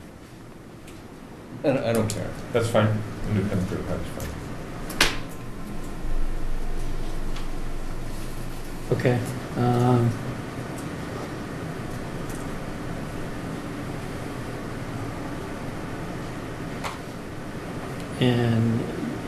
you're okay with the additional language, Karen, the weekly reports? Yeah, that seems, Okay. 18. How about 19? well, let's actually go, can we go back to 17 weekly reports? Yep. If there's no work going on, then the inspector won't be on site, so. If any. If any, exactly. Okay. Comment if Okay, any. if any?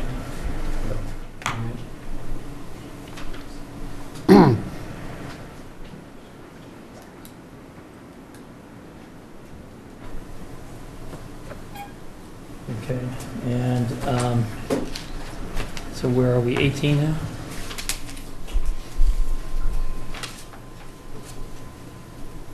Let's see where we left off. So, on 18, where it says certified to the planning board and building commissioner that the grading, and I would say, and stormwater management.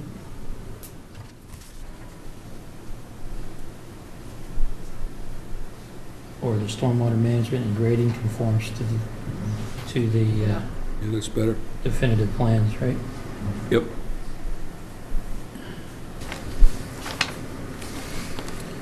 Nineteen, Okay. yeah. Have we done that in the past, though? Yeah. Like with street acceptance, having them come before us first? Yep. Okay.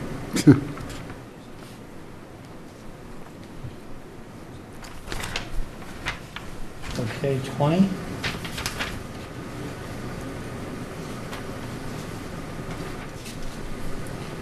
Um, 20 is, this should be approved, well, it should be the definitive plan, capital D, capital P.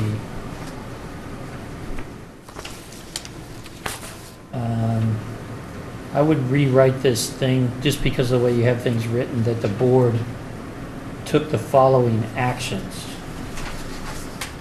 on the applicant's requested waivers. Because they weren't all votes. Some of things were withdrawn or held and that kind of stuff, so. I would just rewrite that a little bit. And then, in terms of the actual waivers, any comments on margin requirements, cover sheet, bounds? Stop me if you want to talk on them. Didn't we already approve these? Yeah, she already voted these. We already voted They're all these. involved in voting. I'm just saying, if you've read the language, if there's something you want to change, you can stop me. I'm just going through it. Easements, closed traverse study. I would say that under that one, we changed voted to withdrawn, because we didn't vote on that.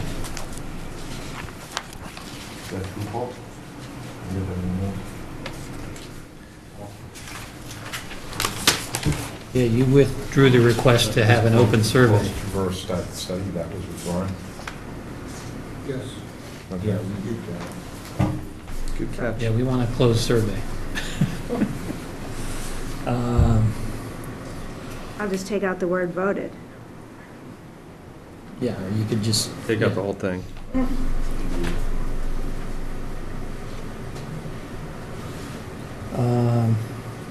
Show easements, topographical and grading plan.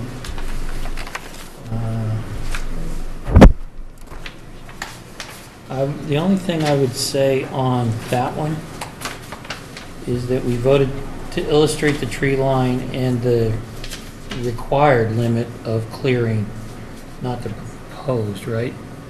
There is a limit of clearing on the drawing? Yes, there is a limit of, Yeah.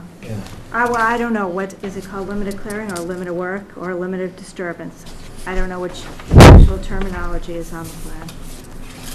I'm just saying, it's not really, it's now required, right? That there is a limit, that you can't go beyond Yeah, that. we're gonna shape the clearing limits before they do any work on the lots. That's one of the conditions. Yes. I'm just saying, this is Yeah, so required, it's get not a rid of proposal. And say Right. limit as shown on the definitive plan, Right. unless it's in the preamble. Landscape plan, we have the conditions that we've already talked about.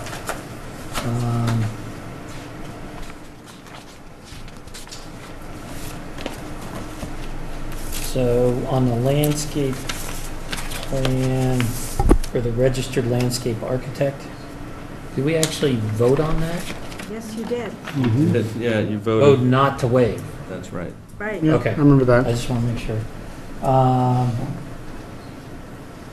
All these have already been voted. No, I'm just trying to get the record straight here, okay? Landscape plan. So there's one that says voted that says the waiver request was withdrawn.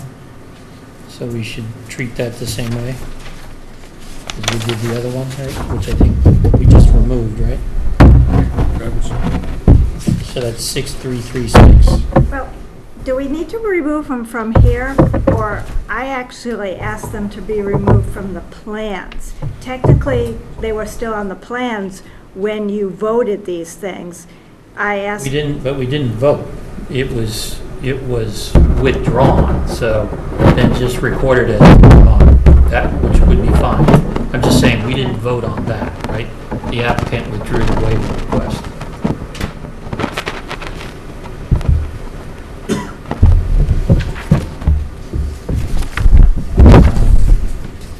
Any other comments on the table of street dimensions or curbing? Okay. The next section, again, we should rewrite that as the board took the following actions on the applicant's requested waivers. And then we should remove the term voted where it says this item was held. We didn't vote on that, right? Well, we did on the 11th. January 11th. No, we didn't vote on 12, 14, 17 on Right, anything. that's a, yes, that'll be taken out. Right. And then I don't think you need voted 1, 11, 18 at the end of No. that, because that Right, applies yeah, to no, right, 1, yeah. 11, 18. It already says it Yep. up there, yeah. And I think that's it. Right. Any other comments on this? Question, Karen, you put together a list of 12 items, are you satisfied with those 12 we're on? Pardon? You put together a list of 12 items? They still have to get a final set of plans with those on that list, those items on it, but, I mean, I'll review them carefully. We didn't want to, in case you changed anything tonight, so that hopefully they just do one more final set. Just want to make sure the list of 12 is not lost. Oh, no, it's not lost. Right here. Okay, do we need a motion on this? Have we got a motion on this? Yeah, do we have a motion? I didn't see one. I didn't see No, one. I didn't do one. If somebody would need to move to approve the definitive subdivision plan certificate of action as written. Okay. Move the certificate of action To approve that. and to approve, and the approval of definitive subdivision plan, Curtis Estates, 90 Vinyl Road, for Welby Builders LLC. As discussed. Amended. As amended. And, okay. So we're approving the certificate of action. Yes. Right. As amended. Yep. Do we have a second? Yep. All those in favor? Aye. Opposed? It's unanimous. Okay. Thank you very We are much done. for all your hard work.